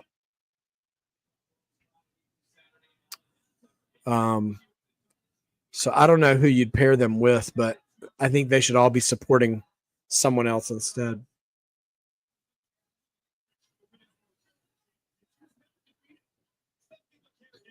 There's dueling chants in the crowd of La Primera. These guys need to take a shower, a cold one. Anyway, Stephanie Vaquer still going strong. Wait, who's this? Oh, it's the tag opponents for Worlds Collide, but Lola Vice is here to even the odds. But this is a title match. Stephanie, pay attention. Do not do this to us, Stephanie. Roll up. 2 count. All right, Stephanie's focused on the match again. Oh, my goodness. Yeah, honestly, Fatal Influence could be a good secret Hervis with Chelsea Green. That's the kind of role they should be playing. Something like that. So better 619 than Zelina Vega's. God bless her. That was mean. I take that back. Selena's trying really hard. She just had some bad luck.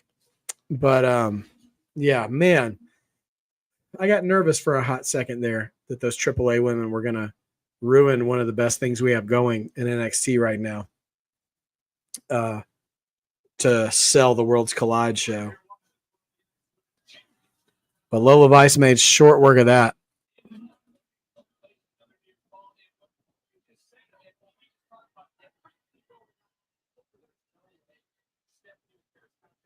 Do you guys have picture-in-picture right now? Let's see. So when I watch it on Netflix, the action keeps continuing, but I have a timer in the corner like it's a commercial break. So I don't always talk about the match during the timer. One, because it's a lot of like stalling spots and rest holds and stuff. But also, I don't know if you guys are watching, so we can talk about other things during that time. You have picture in picture. Okay. Yeah, I know, right? Like network programs, Netflix won't do picture in picture, but these will. It's crazy. Yeah, the US Netflix still running ads is messy. That's some messy stuff. USA can do it. CW can do it. Even TBS and TNT do it for AEW. It's just crazy. I'm sitting there thinking what it would have been like, man, if we had picture in picture back during the Monday Night Wars, how much that would have impacted the ratings wars. Because commercial breaks were always when you were going to jump to the other show and see what else was going on. So if TNT had picture in picture, would I have ever turned away from Nitro and vice versa for Raw? I guess it's good that we didn't. It was a different time. Oh man. Well, let's see. All right. Let's do some wish fulfillment while we're still in picture. Men's Money in the Bank winner, women's Money in the Bank winner. I'm not asking you to predict who you think will win, but you as a fan, who would you like to win? Who would you want to win that's currently in the match or hasn't qualified yet? Drop those wish fulfillments in the chat. I will give you mine as well. There's two I'd like to see. I don't know if they'll end up being predictions or not. I haven't decided. But as a fan, I would love to see Naomi qualify this week and win the women's Money in the Bank match. Tiffany's great, but I think Naomi is the most interesting women's performer, definitely on SmackDown right now. Right now in the men's match is Solo Sikoa, LA Knight, Penta, and Seth Rollins. Two more. And then I'd love to see LA Knight win the men's briefcase because he's the kind of performer right now. He's sort of out of the U.S. title picture or on his way out of the U.S. title picture. The briefcase would be a good transition for him to challenge at the main event. And also, he could utilize the opportunistic nature of the briefcase without looking like a heel because he is kind of a savvy good guy. And I'm a fan. I'm just a fan of LA Knight. I would love to see him have that moment. And so, yeah, it would be a lot of fun. Because I said what I said earlier about Seth Rollins and also about Rhea Ripley. Both of them are such huge stars at the top of the card. They can find their way into title matches outside of the briefcase. So, yeah, that's what I think. George says, I kind of want to see Julia for the women and I want to see Penta. That would be a lot of fun. I don't know if I'd be ready to handle Penta with the briefcase yet. Although, would love seeing him strut with the briefcase in his entrance. And Julia, man, that would be fast. But you know what? I like her. And her call up was fast too. So maybe she's ready. Justin also calling for Penta and Julia. So I like to hear that. Good to hear you guys also are behind those two competitors right now. Just a reminder, I'll be live for Worlds Collide since we're going to be having such a crazy good card. And that's right, Roxy is in the match too. And I'll also go live for Great American Bash as well when that comes along in July.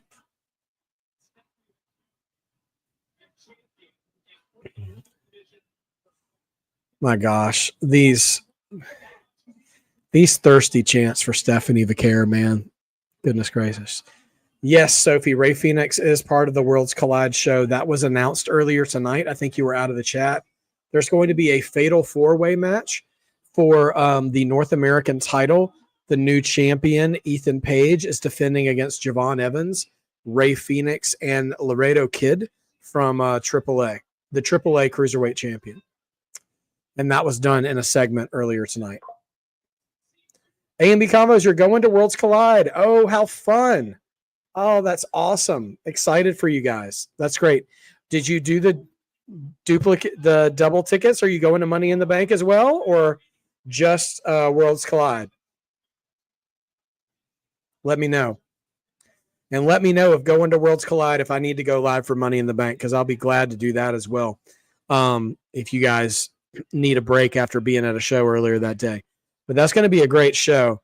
Gable and Vikingo, that four-way match, gonna be wild. And the tag match with Stephanie Vaquer and Lola Vice. So there's also a six-man tag with Legado Phantasma as well, versus AAA. So it should be a fun time.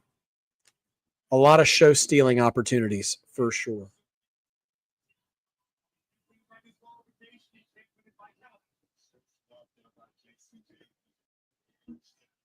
All right. This match still going back and forth, but I have to be honest. Other than that run-in from the ladies from AAA, there hasn't been a minute I've been in doubt that Stephanie Vaquer wasn't going to be in control of this match, which is how it should be, by the way. Not like the Jasper Troy match earlier.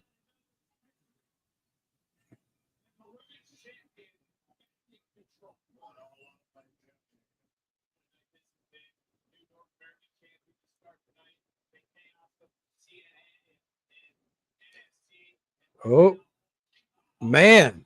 Oh, wow. A double arm underhook, like facebuster. Crazy, or like a code breaker. Oh, fatal influence, miscommunication again. Could it be time for the Devil's Kiss? Oh, JC Jane bails to the outside. We're almost out of time. I'm about to hit my Tony Schiavone voice here.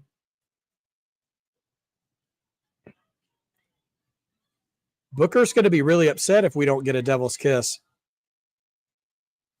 Where have I seen this shot before again? I swear, if WWE doesn't stop doing the 3-person shot with both people pushing the person in the middle, they really need a break from that.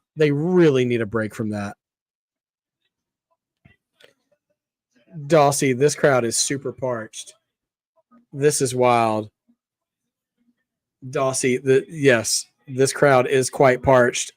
And we're almost out of time, and they haven't gotten the move they all came here to see yet either. This is nuts. All right, reversal. Belly to back suplex. Here we go. All right.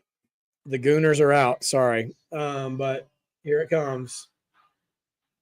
Devil's Kiss time. Sophie Dophie, they're in the Performance Center. They're in Orlando.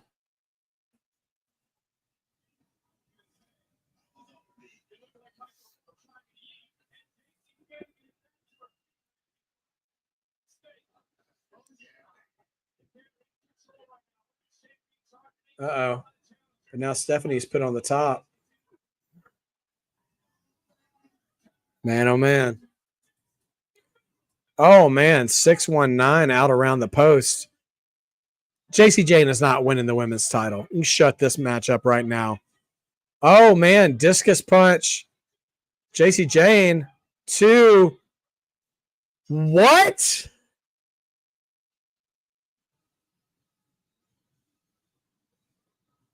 What happened?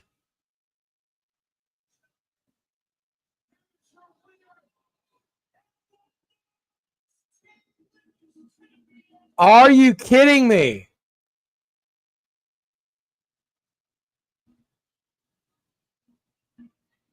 Oh my gosh. Stephanie Vaquer has lost the NXT women's title to JC Jane. I saw a lady already getting her bag and leaving. The crowd is not happy. Oh my gosh. What? There are some Brock Undertaker fans. AMB Combos, Super Chat. Thank you, guys. In the words of Booker T, hold on. Where did my Booker go? I'm stunned, you guys. I'm stunned. What the hell, man? What the hell? Okay. All right, everybody. All right. Let's first of all, let's be rational. Let's get our feelings out. Let's talk this over. Because now we have something to talk about. This show was absolutely on drugs tonight. I mean, this show would not pass a wellness test if its life depended on it. The good and the bad. The good, there was a lot of unexpected. We had 2 title matches tonight and 2 title changes. Ethan Page takes the title from Ricky Saints. And Stephanie Vaquer, La Primera, who's been put over like nobody's business, has now lost to that damn numbers game of Fatal Influence of all people. And now JC Jane is the women's NXT champion. On the one hand, completely unpredictable. Did not expect that at all. On the other hand, yeah, I guess we got to go through. We got to go through stuff. All right. I'm gonna hold tight to my criticisms. I thought so. Let's just start at the beginning real quick. I thought the beginning of the North American title match was really clunky. That was Vaquer's first pinfall loss, I believe. Yeah, on WWE television. No, it wasn't. She lost that. But anyway, Sophie, I'm always going to complain when it's Fatal Influence because they suck. I don't care for them as performers at all. I think they're a bunch of henchwomen. I don't think there's a main event star in that group. And that doesn't mean they shouldn't have jobs. That doesn't mean that, they shouldn't, be gainfully employed by WWE. But I don't see any of them on Stephanie Vaquer's level. So yeah, I will root for the numbers game in other situations and not this one, because other numbers games have more star power. Chelsea Green and the Secret Service, much more star power than Fatal Influence, the Temu Toxic Attraction, which wasn't exactly high quality in the first place either, by the way. Anyways, the North American title match was uneven. They made a big deal about having security separate the guys constantly during the first half of the match, which is really weird considering it was a sanctioned match. And like they were being like over aggressive at trying to keep them separated, which was really weird given that it wasn't a gimmick match or anything like that. And then Jasper Troy from LFG debuted tonight against Dante Chen, and they wrestled a back and forth match. They wrestled a back and forth match 1 week after Jasper Troy put the beat down on Oba Femi, not on Lexus King, on Oba Femi. And then he goes 50 offense with Dante Chen. Again, no disrespect to Dante Chen. It's not about him. It's just about how you introduce a guy. And then the week after that, he should have Goldberged Dante Chen, man. I mean, and by that, I mean he should have won quickly. I don't mean he should have dropped him on his head and given him a concussion. Anyway, so that was crazy. And then I am still trying to gather my thoughts about that main event. It's just a shocker. Now, listen, I see some of you have already talked about it already. I'm happy to see that most of you guys aren't crashing out too hard. about this, because listen, we do want to think rationally about this stuff. Booker is definitely going to cry in the car because, listen, I think there's two good things about this. Is one, Stephanie is still a top tier star in NXT. And we saw from the Raw after WrestleMania that she will be readily received on the main roster when it's time for them to call her up. Now, I'm not going to talk about the main roster for a second. I will get back to that just momentarily. But one thing I will say is moving the belt off Stephanie and onto JC Jane opens up a host of opportunities for us for a not better than Stephanie, but there's a lot of babyface women who are better challengers than JC Jane in terms of star power. How much more believable is Jada Parker as NXT champion now when JC Jane is the defender? How much more believable is Jordynne Grace as NXT Women's Champion now that JC Jane holds the belt? What about Sol Ruca, even though she's the North American champion right now? Or Zarya? Or there's someone else big I was just thinking of that I have just dropped out of the back of my head. But anyway, any of those women have instantly now, Lola Vice, any of those women have now instantly become more of a threat than having them beat Lash. I mean, Lash could do it too, to be honest. Any of them are immediately more of a threat without the need of build to JC Jane than they would be beating Stephanie Vaquer. And so you screw over Stephanie Vaquer. She could be on her way up. I think that's really fast. I thought Julia was really fast too, but so far they've done right by Julia on the main roster. Time will tell, but they've done right by her so far. And then Stephanie, obviously, I think is marked for greatness in NXT.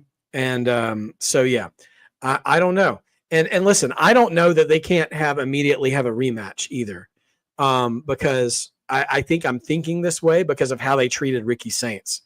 Because Ricky Saints is almost immediately now. I see you, A and B. I'll be right with it. Is that Ricky Saints is now immediately out of the North American title picture. Like there's a 4-way match that he's not in, and then there's already a number one contender taking on the winner of that match that's also not him. There's 4 other dudes who are lined up for that title before Ricky Saints is even having a conversation about having lost the title.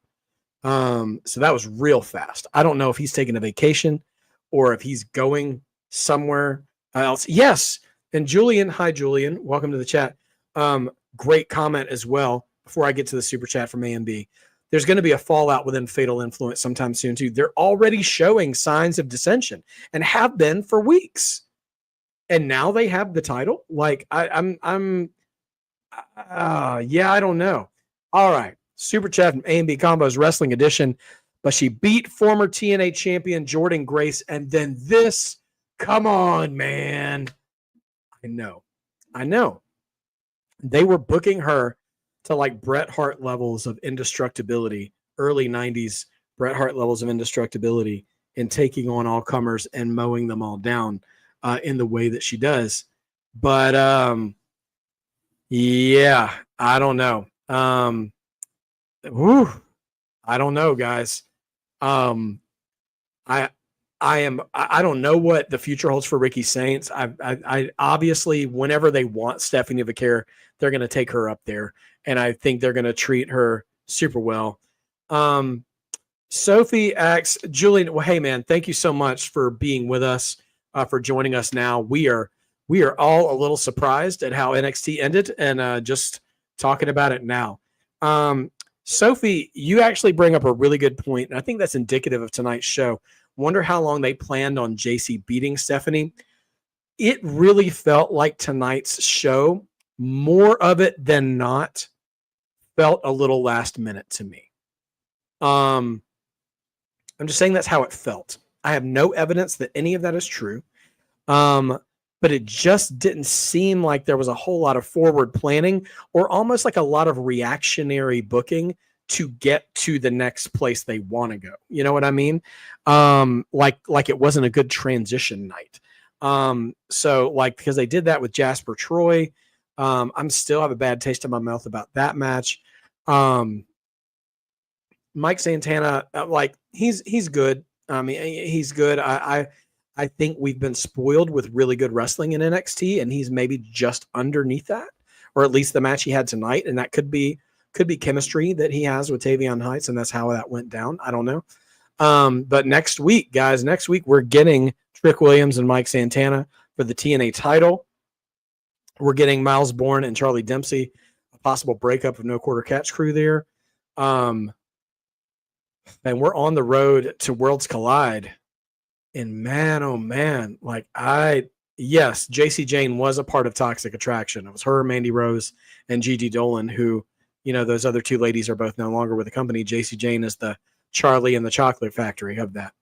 But yeah, so I'm curious to see what's next for Stephanie Vaquer, because she's obviously still got to be on NXT TV, I would think, through Worlds Collide, because her and Lola Vice are teaming together. It would be wild. Now, I already said this. I already went on record saying they're not going to do this, because someone earlier tonight asked us about Penta, if they thought Penta would show up at Worlds Collide. And I think he probably will visibly be there, but they would never, I don't think they would ever, in their right mind, at least, which we're questioning tonight about their right mind, that they would ever put someone on the card at Worlds Collide that they also planned on utilizing at Money in the Bank later that same day, given the risk of Money in the Bank.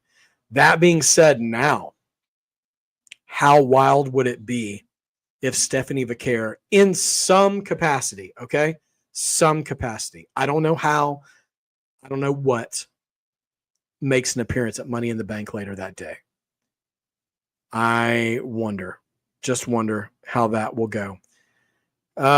Man, but yeah, anyway, Julian, no, absolutely, man. I think NXT tonight, notwithstanding, tonight was an off night in my opinion for NXT, but I do think NXT is the most consistently entertaining show that WWE puts on, with their storylines, with their performers, and everything. So drop your rates, by the way, for tonight's show. I'm going to be honest, guys. Between my disappointments, I was prepared for this to be a low rated show for me, but there were some real shockers tonight as well, and also some real anticipation being booked for Worlds Collide. That North American title match at Worlds Collide, following up the next week with Shawn Legacy being a part of the number one contender after that. I am excited. I'm going to call it. I'm still going to call it a 7.5. I was about to go at like a 6 tonight, but but man, that shocker, it stunned me. I didn't have words for it at first, and yeah, so I will give them credit. I'm afraid of them fumbling Jasper Troy. That's not how you debut a guy who should be a threat to Obafemi, who you're trying to tell us is a threat to Obafemi. I'm very confused at how quickly it seems they're forgetting Ricky Saints. I have no idea what they're planning to do with the women's title or Stephanie Vaquer yet. It's not necessarily bad. I can see a silver lining in the women's title picture, and the men's North American title scene is very wide open now. A&B Convos rating straight from the car, in between the tiers, -1. We do need to process. But let us remember Justin's mantra every single week: wrestling is loved and wrestling is hated, but also wrestling is life. It's okay. It's going to be okay, guys. Here's one thing I got to say. and listen, from my heart to yours, everybody, and I do truly mean this. One of the fun things of wrestling is getting these reactions, sharing these times together with each other, sharing our feelings together with stuff. Let me challenge you all and encourage you not to place your fandom into hyperbole, which means, big exaggeration. Eliminate the words fumbled, cooked out of your vocabulary. This is just another page. This is just another chapter in the book that we go week to week. Tonight was a head scratcher. I am curious and skeptical as to where they will be going from here. But I have not given up on that because they called Julia up very quickly, and she has not been fumbled yet. She's been handled well. Once they made it official, now we had our beef about how they were treating Roxanne Perez. But once they committed and said, Roxanne, she's on Raw now. She is a Raw talent. They have been using her. She's in one of the more compelling storylines on Raw now. Now that they've actually committed to who she is and where she is show-wise. They left her out in the sort of purgatory of, is she in NXT? Is she on the main roster? Whatever. Sophie, what are the chances Oba will lose the championship next? Dude, the only thing I can think of is that, I don't know. We always bring up the draft when we're getting into the summer, once we're out of WrestleMania and headed towards SummerSlam. But they haven't announced it yet. We keep hearing that they're going to have one this year, but that hasn't been announced when it's going to be or if they're formally doing it yet. But they could absolutely move Stephanie up. If they know what they're doing with Obafemi, he's ready. He's ready to come up. So I don't know. Justin, with the question, do you think Jane is going to have the Mandy Rose run? Now, to quote Jim Halpert from The Office, this is great. This is a good idea. Let's get all the bad ideas out right now. Let's purge ourselves from bad ideas. We absolutely do not want this. Congratulations to JC Jane. Because listen, I want to give credit where credit's due. She's been almost a lifer in NXT. Like, she was one of the OG 2.0 ladies. She's been in NXT for a long time. So I don't mind seeing her get some recognition in that, but I don't think she or any of those Fatal Influence ladies need to be a mainstay of the championship itself. Yeah, I still can't believe they took the belt off her, man. Well, number one, I do want to say, I hope everything we're saying, both with Ricky Saints and with Stephanie Vaquer, I hope that this is just booking. This is just wrestling booking, and that it's not a situation where they have to take the titles off of them because maybe there's something personal or something, one of those things. So just prayers for that it's just business in that situation, because sometimes you see things that don't make sense and you find out weeks later, like, oh my gosh, this person was hurt or they were having a personal issue or something like that, and they needed time away, but nevertheless, hopefully it's just booking, so that way we can stay annoyed by it, and see what comes next. Whew, you guys, I don't know how to wrap this thing up. Like, this is what are we doing? What is happening? Man. Okay. Well, I'm very interested in NXT next week. Please join me next week because we're bound to find out who JC Jane's first challenger is going to be. We see, we even saw a little hint of Sol Ruka and Zarya trying to befriend Tatum Paxley. I'd like to see Sol Ruka Tatum Paxley program as well. Just looking at things. Sophie Dopey is doing her part to contribute to let's get all our bad ideas out of ourselves right now. Do you think JC Jane gets a Charlotte type run? Y'all are trying to trigger me, and it's not going to work. Congratulations, JC Jane. May your short reign fulfill all your hopes and dreams, and may it be short. But yeah, I will say this. I hope there is a way to I hope there is a way that these title changes are going to elevate the people who lost them, because that happens sometimes when someone's ready to move up to the next level. Let's say if Ricky Saints is somehow ready for the world title picture in NXT, this is the way to get him off the belt, get the belt off him. If Stephanie is ready for the main roster, this is a way to get it off her as well. But time will tell next week when we see how these angles advance, and see from there. But yeah, listen, with all the pain and frustration, I do want to remind us all, man, even moments like tonight are why we're fans. Being a marked by wrestling, means you believe, and believing makes wrestling better. We do respect each other when we share our thoughts here, and you guys are always a great time here. I really appreciate it. And I said, yeah, I did. Okay, I was just making sure I read the chats here. Yeah. Oh, goodness gracious. Oh, Rickardy, thank you for sharing that, by the way. Rick Derringer, dynamic guitarist, singer, songwriter, and producer, passed away when the past couple days. That name may not ring a bell to you guys, but if either of these guys ring a bell to you, he was the songwriter and performer of Real American. Regardless of how you feel about him, that song's a banger. And he also wrote the theme song and performed the theme song for Demolition.